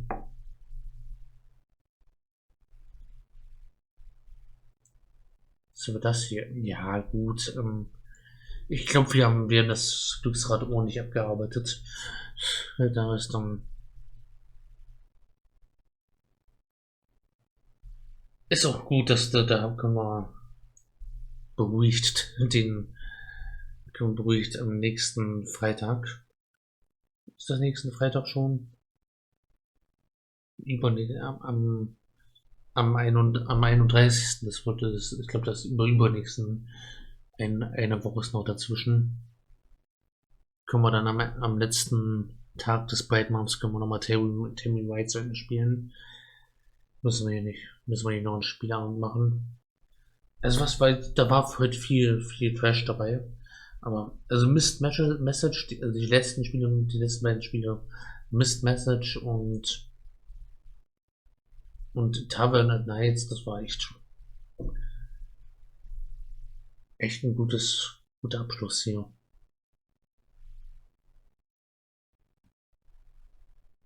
Also ich finde es auch gut, dass bei Mist Message, dass da dieses Thema so behandelt wird. Da muss man, vor allem man muss über so ein Thema muss geredet werden. Es muss auch in Spielen, das darf kein Tabu sein. Das ist natürlich ein hartes Thema, da muss man gucken, dass man damit gut umgeht. Das darf da nicht zur Comedy verkommen. Kann man sehr viel falsch machen, wenn man das Thema aufgreift. Aber das wurde hier glaube ich, sehr gut geregelt im Spiel. Das ist ja. Däumchen hoch für die letzten beiden Spieler an diesem Abend. Vor allem das letzte. Mit Tavern at Nights, das hat mir sehr gefallen.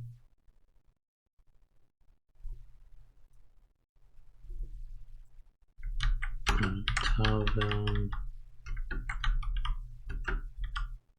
Nein, gibt es glaube ich nicht. Ist nur dieses kurze Spiel. Ist leider nicht viel mehr draus geworden. Aber wirklich ein sehr gutes kurzes Spiel. Das auf Deutsch übersetzt wäre es noch geiler gewesen, aber ich habe mich da auf Englisch durchgebuchst. Gut, dann würde ich mal sagen, ich schicke euch den Endcards, dann schicke ich euch noch einen Wait. Und dann sehen wir uns morgen wieder. Ich glaube, Life is Strange ist morgen wieder dran. Schaue ich gleich mal nach. Erst noch bei den Endcards.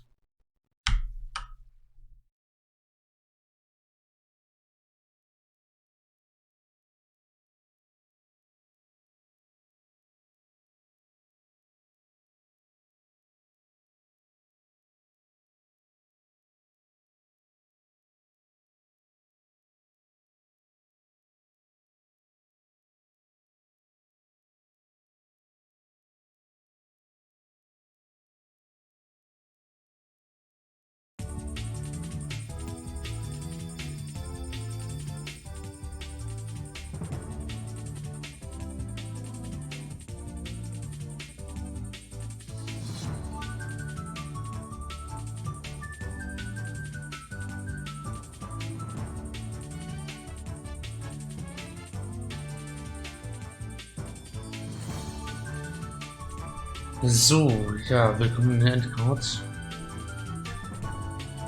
Da würde ich mal sagen,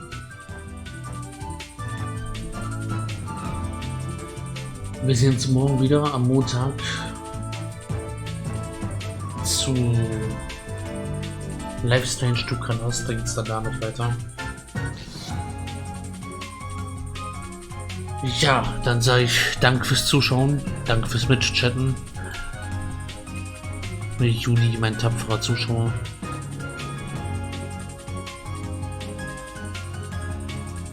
Heute ist wenig los. Heute ist erstaunlich wenig los am Sonntag. Hier auf Twitch in meiner Follow-Liste. Warum sind heute so wenig live? Das ist gerade. Kommen die noch live?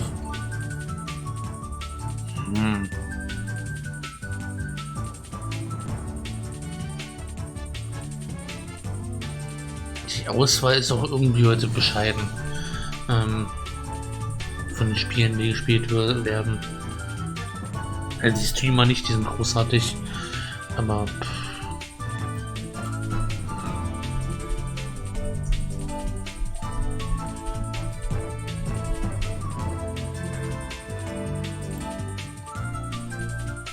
was haben wir denn hier noch?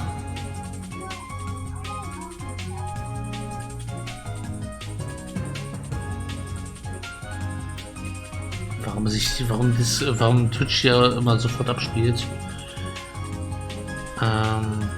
Wo können wir jetzt hinwaden? Was gibt's so? Ich gucke so bei Spielen. Gibt's hier irgendwas?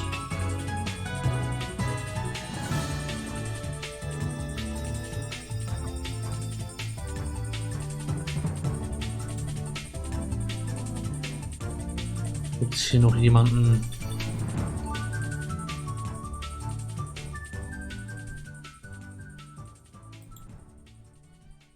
Livestream 2.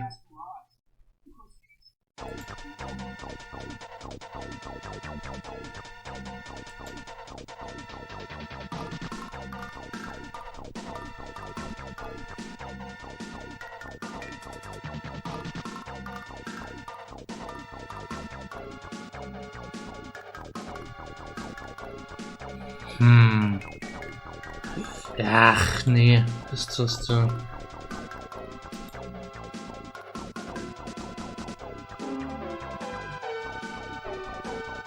Das ist mir nix. Wo waden wir denn heute hin? Suche ich noch jemanden raus? ich wade ganz gerne am Ende des Streams noch zu Leuten hin. Deswegen, wenn sich jetzt gar nichts findet, lassen wir das heute mal. Das wäre doch gelacht.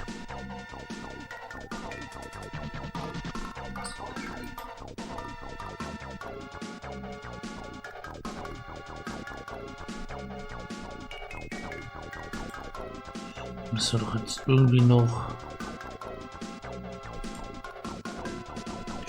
Haben wir hier irgendwie was? Alle offline heute. Keiner streamt.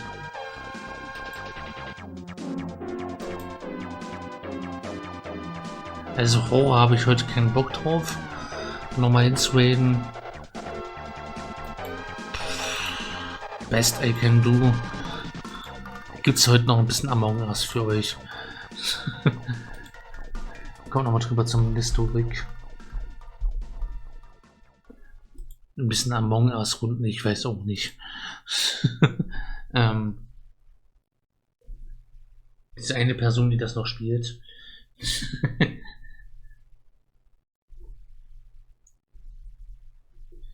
Ja. Mario Kart hier heute am Durchlaufen. Ich habe die Playlisten jetzt zufallsmäßig dran. Deswegen habe ich die jetzt untereinander gepackt. Heute noch ein bisschen Mario Kart. So, gucken wir drüber den Raids zum Historik. Wenn ihr Bock habt auf Among Us. Habe ich auch nicht klar, auch lange nicht mehr gesehen. Among Us, das habe ich auch seit 1-2 Jahren nicht mehr gespielt. Gut, na dann. Habt noch einen angenehmen Abend. Kommt gut in die Woche. Wir sehen uns. Dann. Ja, morgen Abend wieder. Ist Life is Strange. Ich hoffe, ich komme gut in die Woche rein. So was dann. Dass ich dann am Abend noch Kraft habe zum Spielen. Zum Streamen. Bis dahin. Man sieht sich. Bis morgen. Ciao, ciao.